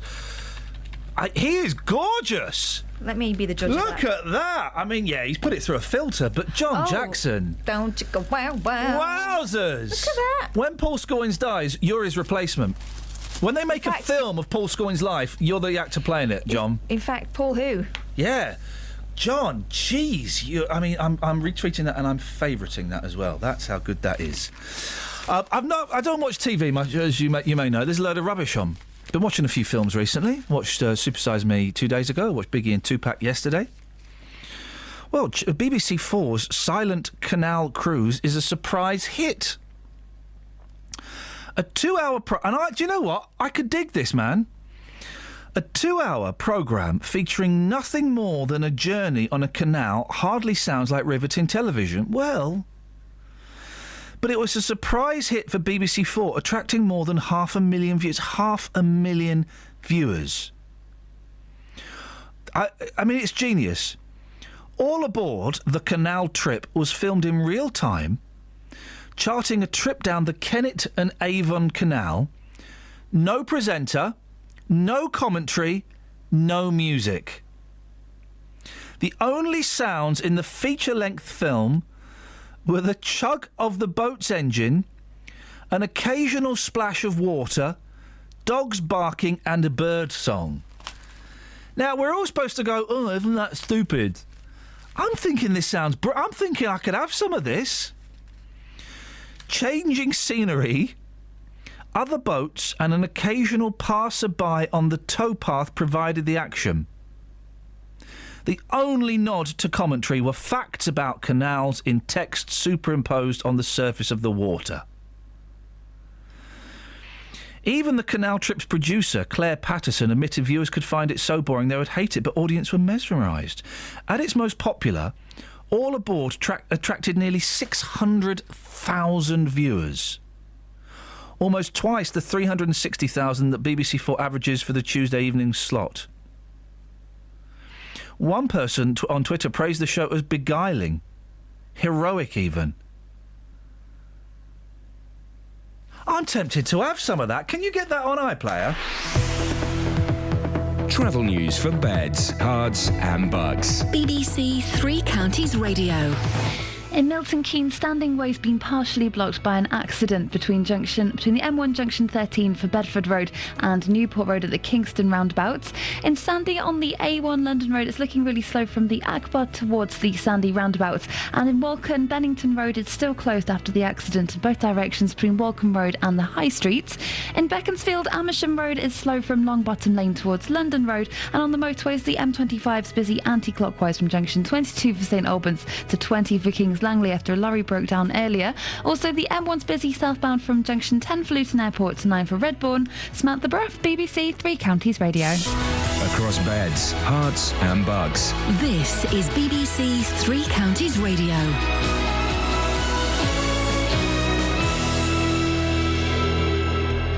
It's 8:30. I'm Simon Oxley. Polling stations across the United Kingdom opened at 7 o'clock. Votes are being cast to elect 650 MPs at Westminster. In Bedford, voters are also choosing a mayor. There's a referendum in Milton Keynes over future development in central Milton Keynes. And there's a referendum for everyone in Bedfordshire on raising council tax to pay for policing. One man from Luton and 5 men from London have been charged by counter-terrorism police investigating allegations of fraud linked to extremists travelling to Syria. And a jury has watched the CCTV recording of the moment a shop worker in Aylesbury was stabbed in the neck by a mental health patient. 63-year-old David Clark, who's homeless, denies attempted murder and wounding with intent. Three Counties Sports. BBC Three Counties Radio. Former Watford and England manager Graham Taylor has strongly denied allegations he was pressured to limit the number of black players he selected for the national team. Extracts from a book printed in the Guardian newspaper allege Taylor made the claim to former Birmingham striker Richie Moran at an event at Watford in the 1999-2000 season. There certainly was an event at Watford. I can remember that, but I certainly have no memory of a conversation about black players. And what I do have to say, in that sense, I would have been extremely annoyed if I had, because my record as regards the selection of black players at both club and international level, people have only got to see that. Barcelona have one foot in the Champions League final after a 3-0 win over Bayern Munich. 3 goals in the last 13 minutes, 2 from Lionel Messi and 1 from Neymar, gave the Spanish side victory in last night's semi-final first leg. The Football League playoffs get underway tonight with the semi-final first leg matches in League One. Chesterfield host Preston, who were pipped to automatic promotion by Milton Keynes Dons on Sunday. Sheffield United are at home to Swindon. Britain's Amir Khan says he could fight Floyd Mayweather in September. Mayweather took his unbeaten record to 48 fights with a one-sided points victory over Manny Pacquiao at the weekend and is expected to make his next fight his last. And in tennis, Andy Murray beat Philip Kohlschreiber in 3 sets at the Madrid Open, but Roger Federer is out after losing to the young Australian Nick Kyrgios. BBC Three Counties News and Sport. The next full bulletin is at 9. It's post-scoring day on the 7th of May. I'm gonna celebrate in a special way. It's post-scoring day. It's the 7th of May.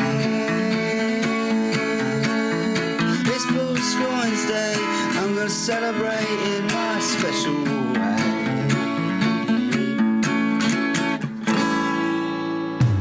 Call 08459 455 555. BBC Three Counties Radio. Turns out fat and ugly doesn't count as disabled. That's the headline. Vicious note left on sick mother's car after she used disabled bay. Without an official blue badge, Sarah Metcalfe was hesitant about parking in a disabled bay at her local supermarket. However, she was in so much pain from a chronic condition that she felt she had little choice if she was to get round the shop with her son. Struggling back to her car, though. Nothing could have prepared her for the abusive note that was waiting on the windscreen. One so vicious, it made her 13-year-old son Jack cry. Written on paper featuring a pair of high-heeled shoes, it said, "Being fat and ugly doesn't count as disabled. Park elsewhere." Miss Metcalfe, 35, who suffers from fibromyalgia, a condition that causes severe pain all over her body, is now trying to track down the note's cowardly author. It's very distinctive paper. I think you would call... Would you call those shoes slingbacks? Mules, I think. But that's what makes it worse to me. The passive aggression of... Well, not even passive aggression. The aggression of the note combined with the jaunty shoes. She said... Well. Hold your horses. She said... I think they must have seen me leaving my car with a smile on my face, so assumed I wasn't disabled or in pain. She's making this into an argument about you can't tell when people are disabled. Yeah, which is true. But that's not the point. The point is she didn't have a blue badge. No. But so she shouldn't have parked there. She's waiting for hers to arrive. Brilliant. No, it's not a blue badge space. It was a disabled space. Well, it's a disabled bay, yeah. So you're supposed to. You don't have to have a blue badge. You're supposed to display a disabled badge. It's not law. What is it, in Tesco's or something? It's not law, but you're meant to. You're meant to, of course, because you get loads of strong lads or mums just parking in the disabled bay. It's not law, but you're meant to have a blue badge. Listen, you get people parking in the kids' spaces and they get out and it's a young bloke on his own. Oh, it's annoying. I'm not going to go and confront him about it. I'm not going to write him a letter. But so I think this woman, Miss Metcalfe's fibromyalgia. Fibro. Developed after she had a serious fall 5 years ago. She also has chronic fatigue syndrome. The mother of one who's a PhD student at University of York. So what? Well, they're saying that so we don't think that she's a lazy scrounger. No, but she has applied for a badge. It's due. Admitted that she did not have a disabled badge as she's still going through the application process.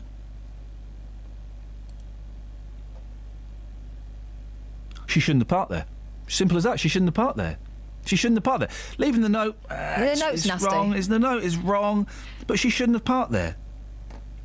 Simple as. But also, I do wonder why we get so... there's that great episode of Seinfeld, isn't there, where George parks in a disabled bay, or they call it a handicapped bay, and he comes back and there's an angry mob with flaming torches around his car and they eventually trash the car. Do you know what? It's starting to... To me, people policing that like that is because they've got other stuff going on in their lives. If you're a disabled person who can't get in the bay, that's one thing. But if it's just, Joe Public deciding they're going to be... She's wrong. This woman is wrong, though. She's wrong. She's wrong. Miss Metcalfe said she believes the incident at a Tesco Extra store in Clifton Moor highlights a lack of awareness that people have of different disabilities.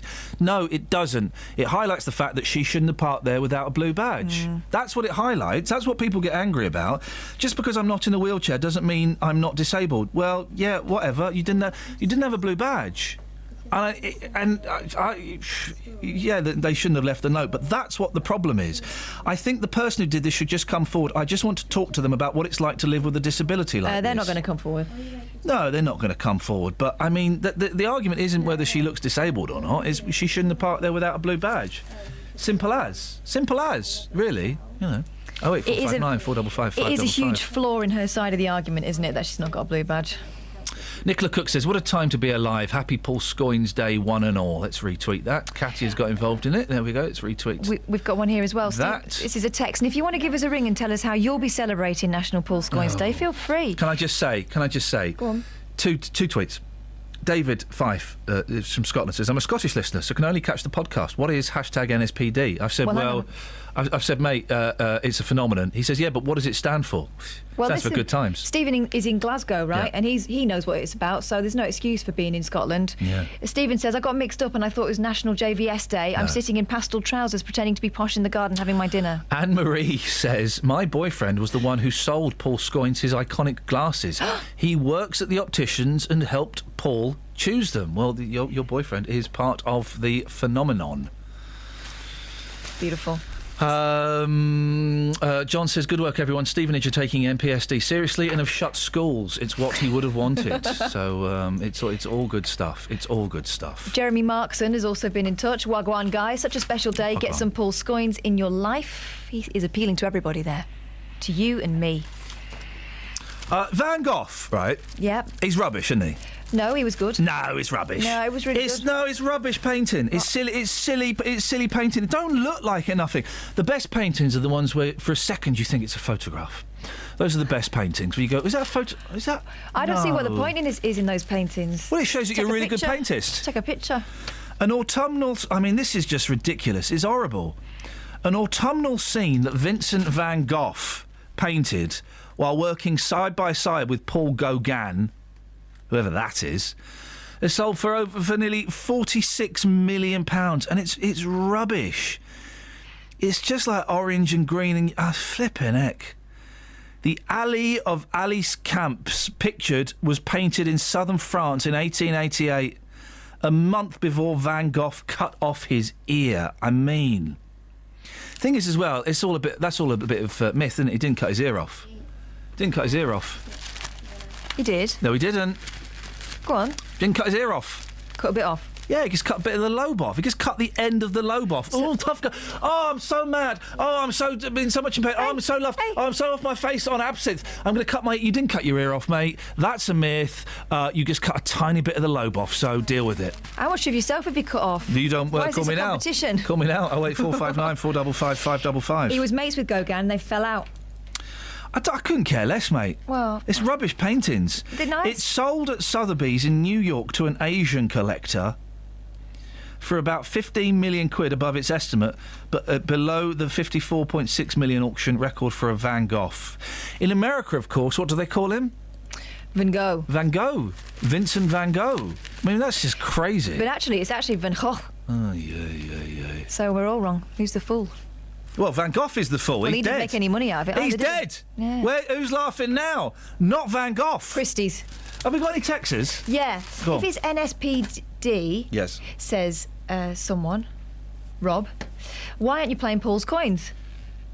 He's a bit busy with something else. Yeah, he's a little bit busy, and we can only play Paul's. He's trademarked it, so we can only play it with Paul's Coins in the house. I'm afraid. Exactly. So sorry about that. Disappointing for all of us, but I hope you'll understand. Maybe next time. Well, yeah. Yeah, that's it. That's it. Blimey. Okay. Well, I'm kind of out of stories as well, so I know what we'll do. We'll press this. Call 08459 455 555. BBC Three Counties Radio. Oh yeah. Well, here's something that's not surprising in the slightest. Not surprising in the slightest. 1/3 on a dating app are married. Who'd have thunk it? People on the internet cheating. It's supposed to help singletons find love, or at least a bit of honest romance. Guys, does anybody do internet dating for anything other than having it away? Really? No one. No. There may be about 3 bookish women and a sad man who go on there looking for your actual love. Nowadays, with all your grinders and your Tinders, it's all about getting it on, isn't it? But 1/3 of people on it, 1/3 of people on the dating app Tinder. Tinder is not a dating app. That is not a dating app. That is a sex app. 1/3 of people on the dating app Tinder are already married, and surprisingly, women are the worst offenders. According to a study, more than 4 in 10 are already in a relationship. 1 in 10 are Tinder's slide, click, isn't it? I think. 1 in 10 are going out with another person, while 3 in 10 have already taken their vows. What a strange way of saying is married. The app allows people to scan... Oh, I didn't know this. OK. So this is how it works. It allows people to scan for other users nearby. So it's like it sets up like a radius, does it? You're involved in several radii. Yeah. Well, so how close would you have to be to someone? Well, it depends how fussy you are. If they like, and then decide if they like the look of them based on their photograph. Yeah, so they're not going for your soul there, are they? Well. Tinder's not a dating app, guys. Come on. No. It's more popular among men who outnumber women 3-2, but women on Tinder are nearly twice as likely to be cheaters. More than 40% are married. Jason Mander, who carried out the study, said the findings suggest women are more keen than men to go window shopping online. No, it doesn't. Window shopping? The hell no, they're going. They're actually shopping. It shows we're all as bad as each other. They're actually shopping, for goodness sakes. 08459 455 555. We're going to be getting a tribute from Justin Dealey later on about Errol Brown, who died yesterday at the age of 71. Yeah, well, it was a niche market. He was on Apple Records, I think. I think he was involved with the Beatles at some point, which is rather bizarre. Hot chocolate singer Errol Brown has died at the age of 71. Name another member of Hot Chocolate. Yeah. The songwriter, best known for the hits You Sexy Thing, It Started With a Kiss, and Everyone's a Winner, passed away at his home in the Bahamas of liver cancer. With his distinctive moustache... I mean, he had a moustache. I don't know. I would have said with his distinctive voice. He had quite a distinctive voice. I think it was the bald head moustache combo. Yeah. Brown entered the top 10 with the band in 1970 and went on to have more than 20 chart successes, many of them written by the father of two.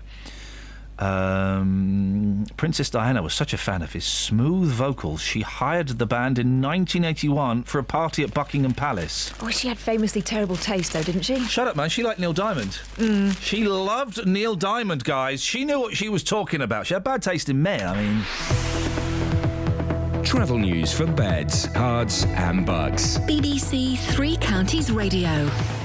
In Milton Keynes on Standing Way, that's still partially blocked by an accident between the M1 junction 13 from Milton Keynes South and the Kingston roundabout near to the bridge, so that's causing delays. On the motorways, the M1 is busy northbound from junction 13 for Bedford and 14 for Milton Keynes, with people diverting from that problem. And the M25 is busy anti-clockwise from junction 17 for Maple Cross to 16 for the M40. There's no major delay showing up, though, of the trains at the moment. Samantha Bruff, BBC Three Counties Radio. Sammy, thank you very much indeed. 8:45. It's Thursday, the 7th, isn't it? The 7th of May. I'm Iain Lee. These are your headlines on BBC Three Counties Radio.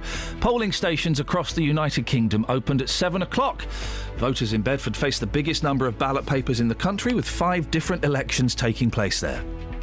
A man from Luton has been charged by counter-terrorism police investigating allegations of fraud linked to extremists travelling to Syria. And a jury has watched the CCTV recording of the moment a shop worker in Aylesbury was stabbed in the neck by a mental health patient. 08459 455 555 is the phone number. Let's get the weather. Here's Elizabeth. Beds, Herts and Bucks weather. BBC Three Counties Radio. Hiya, very good morning to you. It's a much nicer day today. Happy National Paul Scoins Day, Elizabeth. Sorry, happy National what? Who? Oh. Paul... Happy National Paul Scoins Day, Elizabeth. Paul Scoins Day. Yes, happy National. What are you doing to celebrate? Well, you know, I'm sat here in my radio studio doing the weather forecast, I suppose. Excellent stuff. Yeah. Wearing glasses, I hope. Yes. Absolutely. I wish I knew who you're talking about. Sorry. Elizabeth will just get on with the weather, I think. All right. I better listen a bit later on. All right. Okay. So a nicer day, basically. We do have some clouds spreading in from the west. I don't think we're going to stay dry all day. There will be a few showers across the 3 counties, so watch out for those. Should be able to take your brolly though today, because it won't be as gusty. A lot calmer. The showers few and further between, a bit lighter than they were yesterday too. Some good spells of brightness and sunshine, and feeling nice and warm because of the lighter winds. Top temperatures 17 or 18 Celsius perhaps. Overnight tonight should stay mostly dry, perhaps a few spots of rain into tomorrow morning, certainly turning cloudier, lows of around 8 or 9 degrees. And then tomorrow, mostly dry, perhaps a few spots of rain in the morning, but lots of brightness around, a bit more cloud than we're seeing today. Still nice and warm, 17 or 18 degrees. And then Saturday, blustery showers, Sunday dry, fine, lots of sunshine, warm into next week. That's the forecast. Thank you, Elizabeth. Thank you.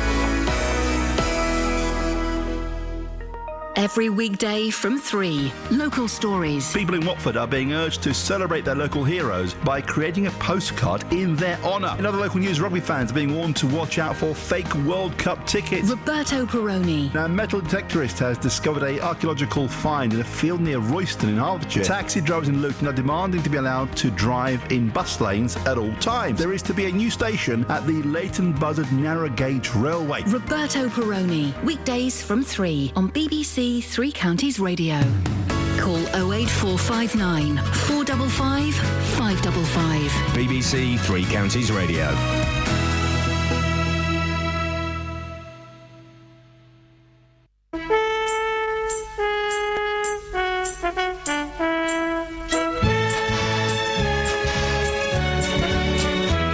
There once was a wealthy man who had a wonderful idea to bring children from all places with all kinds of faces together into a sailing ship. There were 40 boys and girls. They would sail their ship around the globe, so they called it the United World. The ship was just 3 weeks from shore when a hurricane bore it down. The waves were big as mountains. They found they would surely drown. They jumped into the lifeboats, rowed away from the wreck. They didn't count them, they hadn't time. 5 children were left behind. The children fought the storm all night, then finally fell asleep.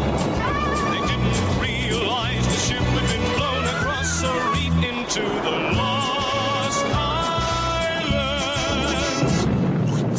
Hiding in the bushes was a watchful pair of eyes, and living in the valley were people lost in time, ruled over by a tyrant whose face was in a mask. The children must defeat him so they can escape at last from the Lost Islands. The Lost Islands. Dealing! Geezer! You well? Hey, mate, you know what? I'm really hungry. Prizzies immediately after the show. You're a beautiful guy. You come in? Of course I am. There's a production meeting in Prizzies straight after this show, mate. I think you're missing something as well. Go on, fella. Yes, breakfast, but also let's have breakfast and celebrate Paul Scoins. National Paul Scoins Day, guys. I think I don't know how to actually find out if we are trending or not, but we were the 4th biggest trend in the UK at one point this morning. Well, it's good to know because people like him, they come into work every single day and I think they don't realise just how popular they are to the people out there. Yeah, I mean, Elizabeth Rizzini didn't have a clue who he was, but that's just keeping it real. Yeah. Now, hot chocolate, Errol Brown. Yeah. Passed away, mate. I know, it's been a really, really bad few weeks, hasn't it? Percy Sledge as well recently, of course. Now Errol yesterday, Benny King. It's been awful. I did warn you, BB King has been moved into a hospice, so, it's not looking great, is it? Not looking good at all. But hot chocolates, you've taken it to the streets, mate. I have. Yesterday was a real shock, actually, when the news came through, so I went straight onto the streets of Tring to get people's reaction. I was pretty down until I spoke to one lady in this package who just made me laugh so much. You'll hear Anne towards the end, but here's my tribute to the man that is the legend that is Mr. Errol Brown. Originally signed to the Beatles record label Apple, Hot Chocolate had a hit single every year in the UK from 1970 to 1984. The big hits included Brother Louie, Everyone's a Winner, the #1 So You Win Again, but they'll always be best known for the disco classic, You Sexy Thing. I believe in miracles. Where it's wrong. You sexy thing, yeah. It made made the top 5 in 1975 before having even more success in the 90s after the song was used in the film The Full Monty. And Errol has fond memories of that track. When you hear the song and you get the joy from the song, and if it brightens your moment, that is special. That's what songs are supposed to do. In 2003, he was made an MBE by the Queen. And yesterday, these people in Tring gave their reaction to the sad news. Very sad. Big fan. Hot chocolate, 70s, brilliant. Madam, the sad news, Errol Brown has just died from hot chocolate. Oh, no. Oh, that's awful. Gosh. Yes, it's part of my youth. Anne, how are you? All right, thank you. I believe in miracles. Where are you from? Aldbury. I believe in miracles. Where are you from? Aldbury. In Tring, near Hertfordshire. Okay, should we try it for a third time? Anne, I believe in miracles. Where are you from? Aldbury, near Tring. Thanks for your time, Anne. Thank you. Errol Brown, a true music legend who has died at the age of 71.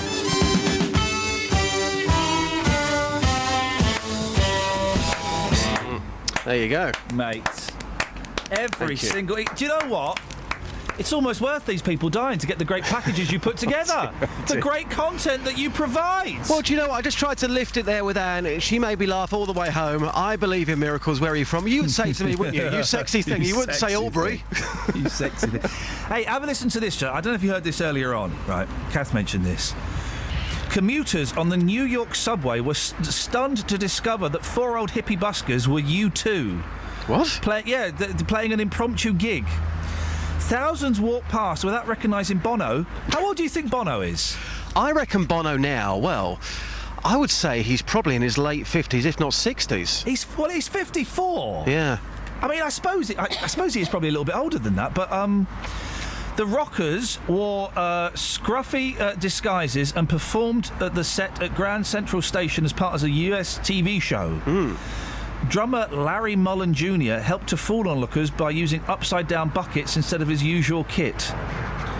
When they revealed who they were, the whole of Grand Central was wanting to see. It was electric. They're such a tedious band, U2. I went to see Cat Stevens at the Shepherd's Bush Empire, rare gig, with, when he was sort of making a comeback kind of thing. And there was some awful, awful African musician on there playing some awful African music. I know we're all supposed to dig world music. It was rubbish. Yeah, well said. And it went on and on for ages, right? And then he said, I'm going to do one more song. I want to bring out a couple of friends. All right, one more song, thank goodness.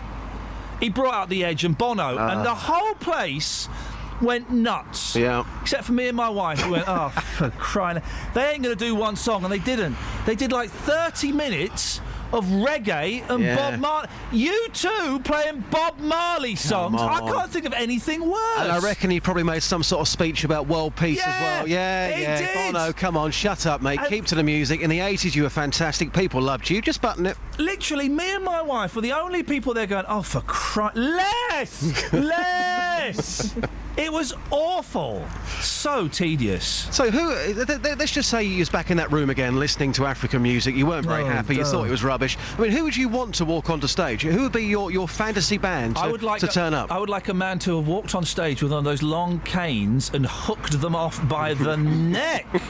I mean, listen, guys, world music, it's not. Let's be honest, there's a reason African music doesn't chart, isn't on top of the pops very often, because it's rubbish. Except Ladysmith, Black Man Bazzo, they rule. No, they don't. Yeah, they're good. It's got to be in the right environment. I mean, listen. Shepherd's Bush Empire. No, mate. It's a horrible place anyway. Yeah, it's if you're in Africa, venue. It's different. You go with the vibe, don't you? Hey, listen. Yeah, come on. Hey, mate, if I'm in Africa, beautiful. Yeah, exactly. Get that stuff on. Oh, yeah, certainly. But if I'm, listening to music in any other environment, I'm not having it. Awful. What about Youssou N'Dour? What? You liked him? He was Italian, wasn't he? No. Who was the fella who did the song with... Nena Cherry. Only 7 seconds away. He was Italian, mate. No, he's not. He was an Italian opera singer. He's from Senegal. You haven't got a clue what you're talking about. Oh, my word. The giveaway might be on his front cover of his album. He's actually eating a 4-cheese pizza. I tell you what I like, though. The African music I do like.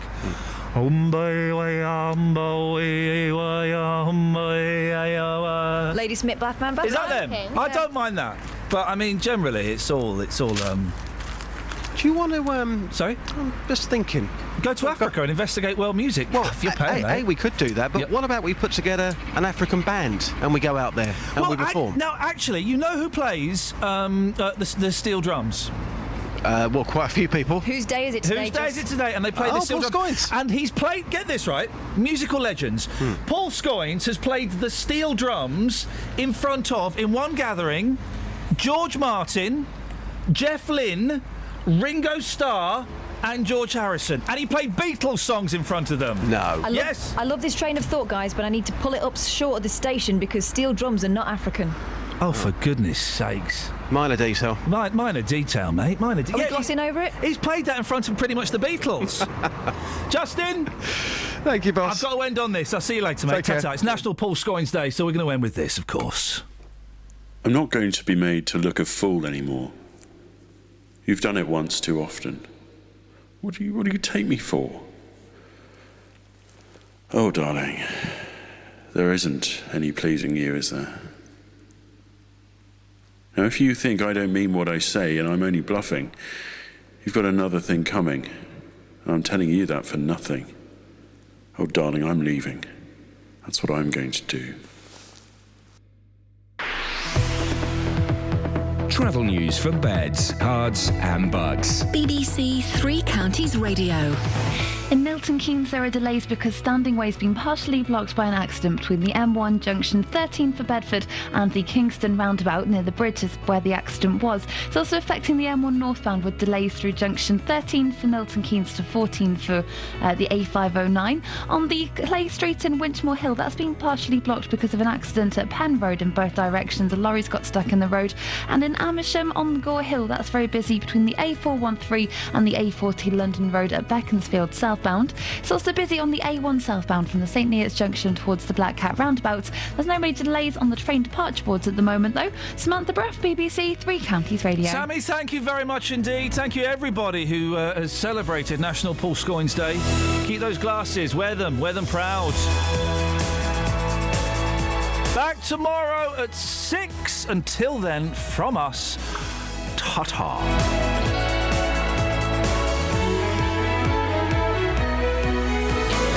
Local and vocal across beds, hearts and bucks. This is BBC Three Counties Radio. Thank you, Iain. Good morning. Welcome to the JBS show. I'm Jonathan Vernon Smith. It's Thursday. It's 9 o'clock. And on today's Big Phone In, what could Morrison's do to make you shop there? Sales have continued to fall at Morrison's despite price cuts as the firm struggles in the face of competition from other retailers.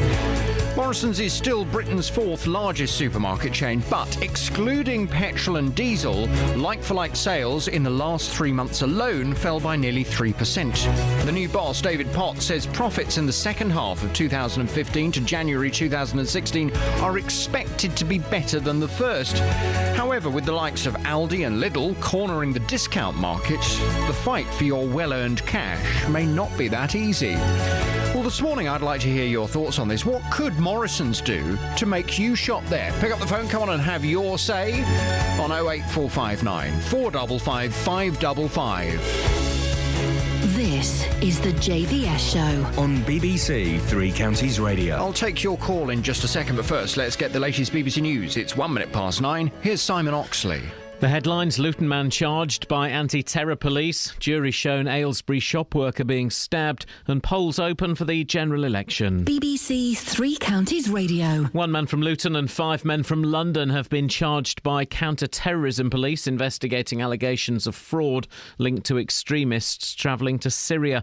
38-year-old Ibrahim Anderson from Luton and the 5 men from London are facing charges of conspiracy to defraud and will appear before magistrates today. A jury has watched the CCTV recording of the moment a shop worker in Aylesbury was stabbed in the neck by a mental health patient. 63-year-old David Clark, who's homeless, denies attempted murder and wounding with intent. The BBC's Catherine da Costa at Reading Crown Court says the jury heard from 2 Polish women who were first on the scene in Buckingham Street last September. One woman said the victim was holding his neck with one hand and a mobile phone in the other. He was covered in blood. She said it was the worst thing she'd ever seen. She described it as